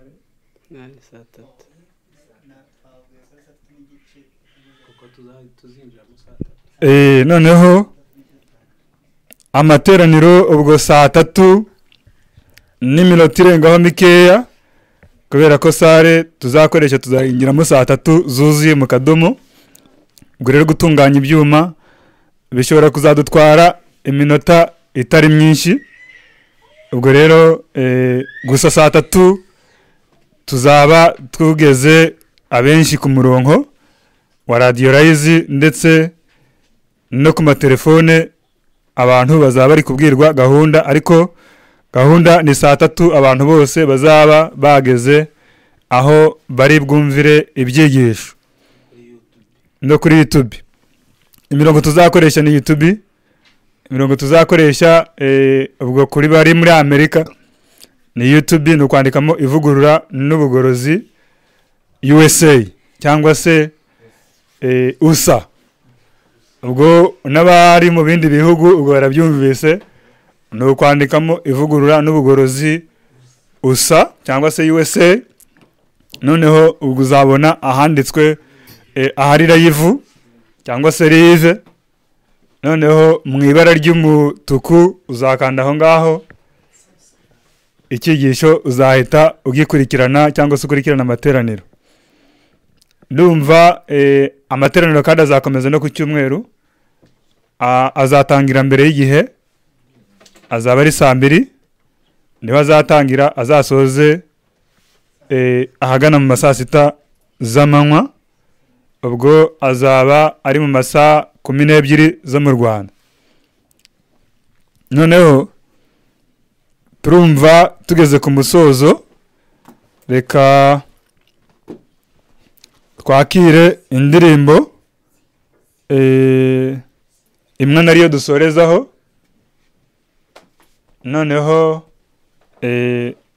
mwene data watubwiye ko afite indirimbo arayiririmba, narangiza kuyiririmba n'ubundi turamusaba arasoza adusoreza amateraniro kugira ngo abantu baje mu zindi gahunda zitandukanye n'izo kuryama.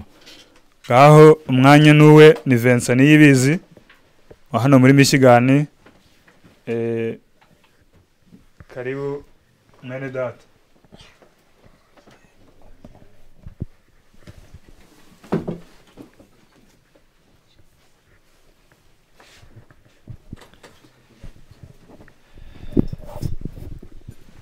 umuntu tubwumva yiziye ari buze kudufasha.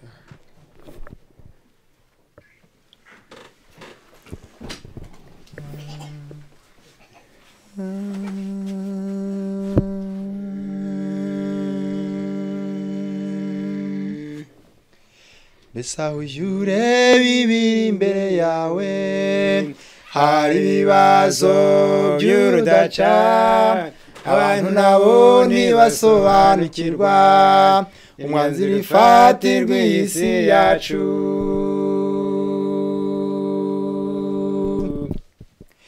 Mbese ahuje ureba ibiri imbere yacu, hari ibibazo by'urudaca, abantu nabo ntibasobanukirwa imyanzuro ifatirwa iyi si yacu. Satani yanze mu bapagani ngo bajye gutera Yerusalemu, no mu gihe gitagiye guhaguruka akajya gutera ubwoko bw'Imana.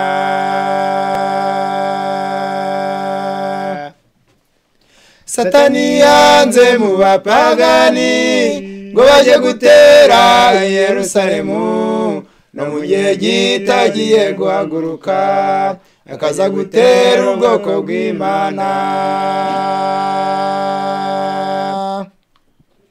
Abazukuri bakakugenderamo bazabita abahanuzi b'ibinyoma, bazaregwa ko bateje isamakuba, icyo gihe natwe kiratwegereye.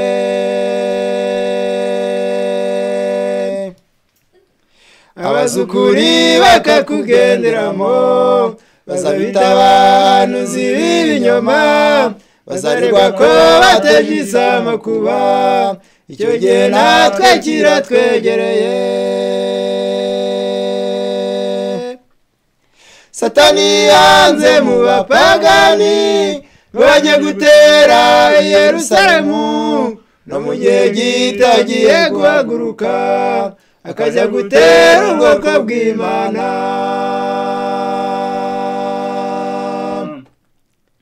satani hanze mu bapagani ngo bajya gutera i Yerusalemu no mu gihe gitagiye guhaguruka akajya gutera ubwoko bw'Imana. Bazashyira bamwe mu mazu y'imbohe ibikanyisho bizaba bibariho ayo mazu bazababera icumbi umucyo wa Yesu uzabamurikira. Bazashyira bamwe mu mazu y'imbohe ibikanyisho bizaba bibariho ayo mazu bazababera icumbi umucyo wa Yesu uzabamurikira.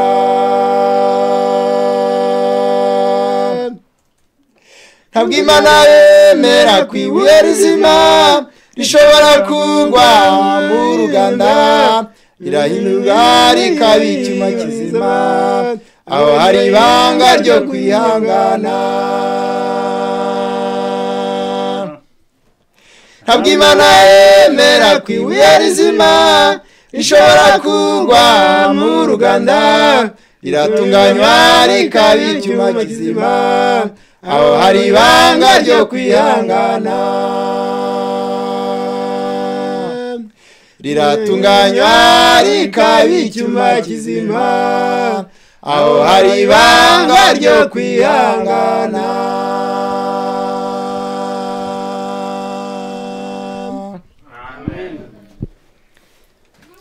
Reka twongere dushime Imana iduhaye aya masaha tukaba tumaze kwiga ijambo ryayo rikomeye cyane ritwereka agaciro k'isabato. Twashima Imana cyane ngo izina ryo rihabwe icyubahiro. Twize byinshi ntabwo turi bubisubiremo ariko kuri buri wese yakurikiranye turagira ngo noneho dusoze n'indirimbo nk'uko babidusabye. Twese turahaguruka turasaba umuntu ufite indirimbo ayitegereze hafi. Noneho turahaguruka turirimbe indirimbo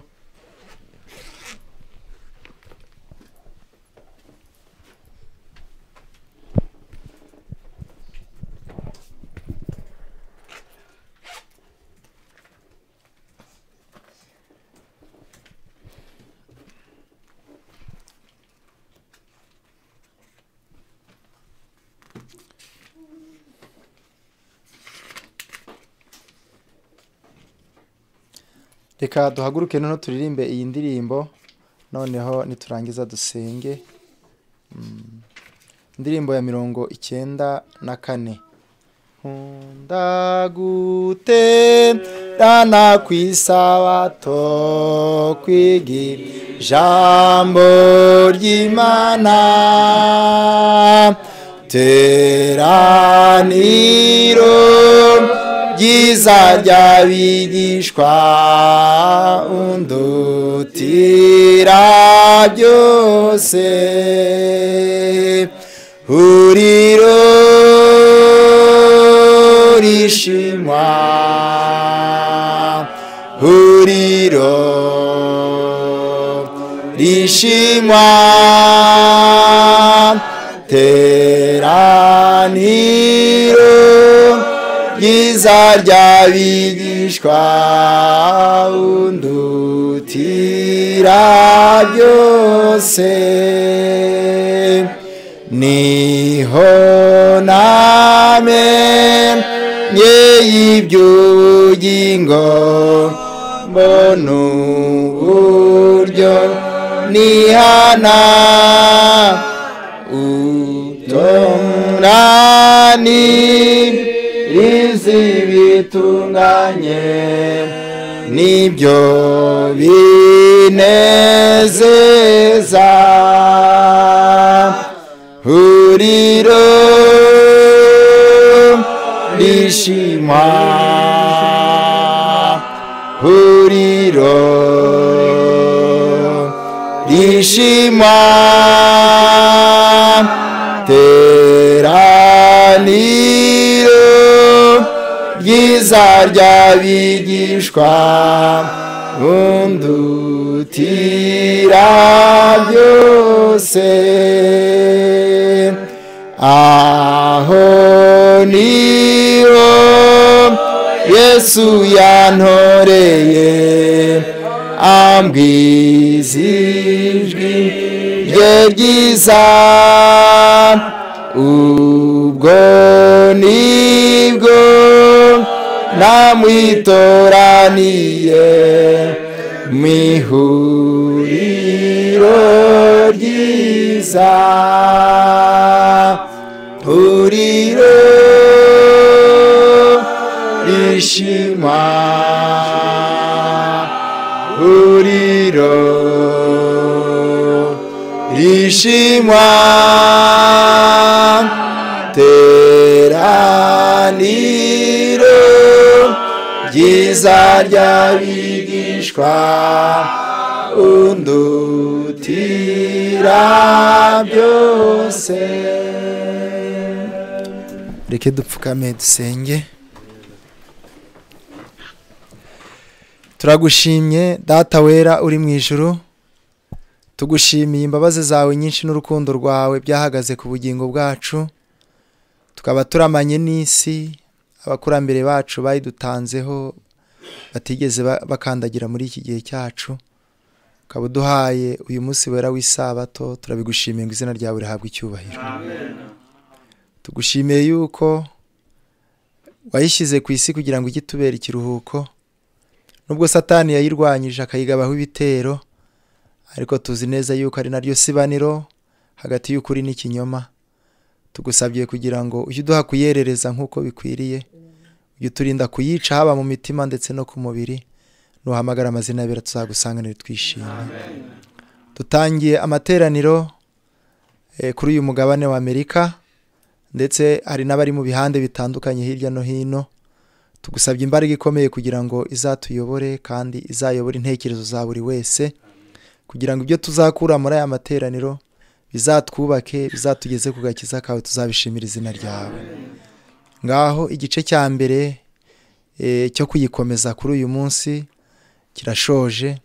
Tugusabye kugira ngo ejo uzaduhe amateraniro meza, kandi ubwo tugiye gutandukana tujya mu macumbi turinde kuyizirura ngo tuyice, ahubwo duhe kuyikomeza mu mitima yacu, buri wese ku giti cye, haba no mu miryango yacu. Nibyo twambarije ubuntu mu izina rya Yesu. Amen.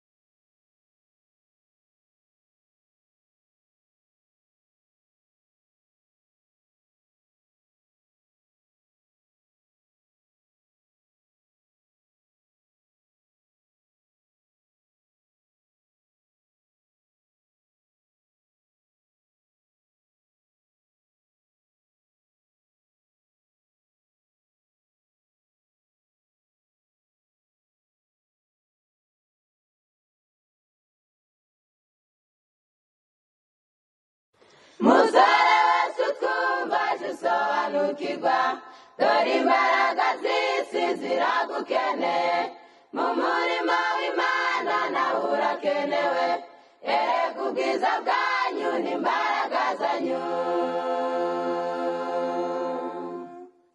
Igihe umwanzi w'imitima ashaka ndetse ahugijwe no kurimbura imitima, igihe abantu badahangayikishijwe n'agakiza k'imitima yabo, umwanzi arakorana umwete ngo akore ibishoboka byose ngo yigarurire benshi abageze mu irimbukiro.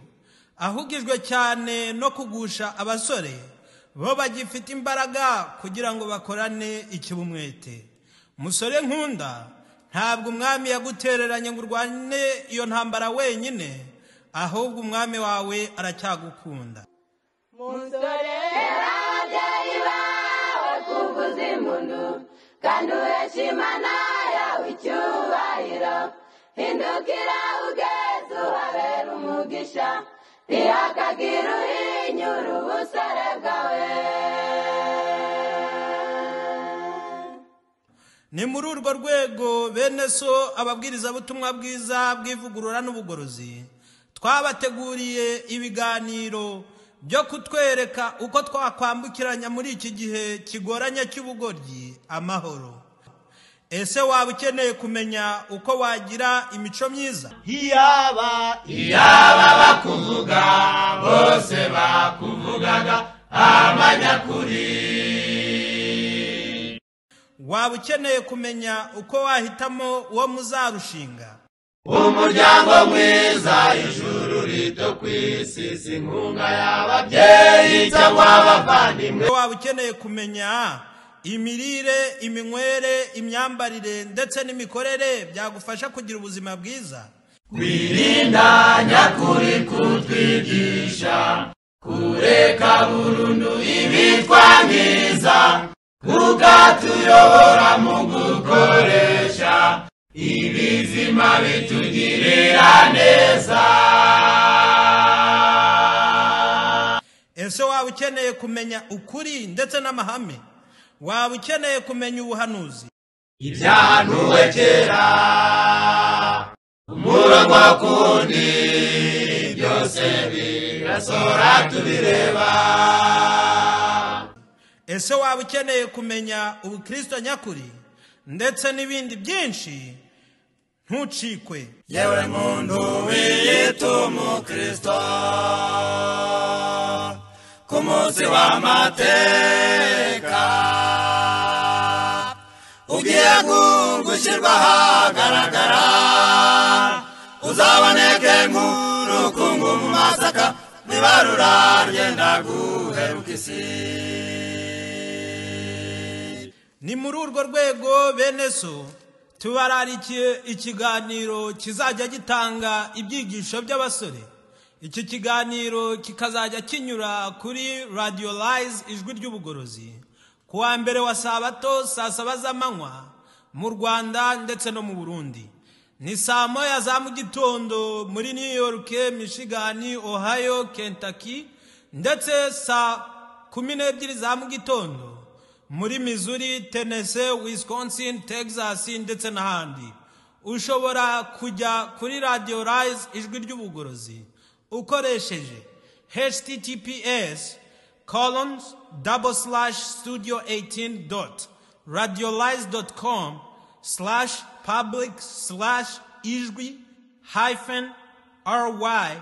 https://studio18.radiolyze.com/public/ijwi-ry-ubugorozi.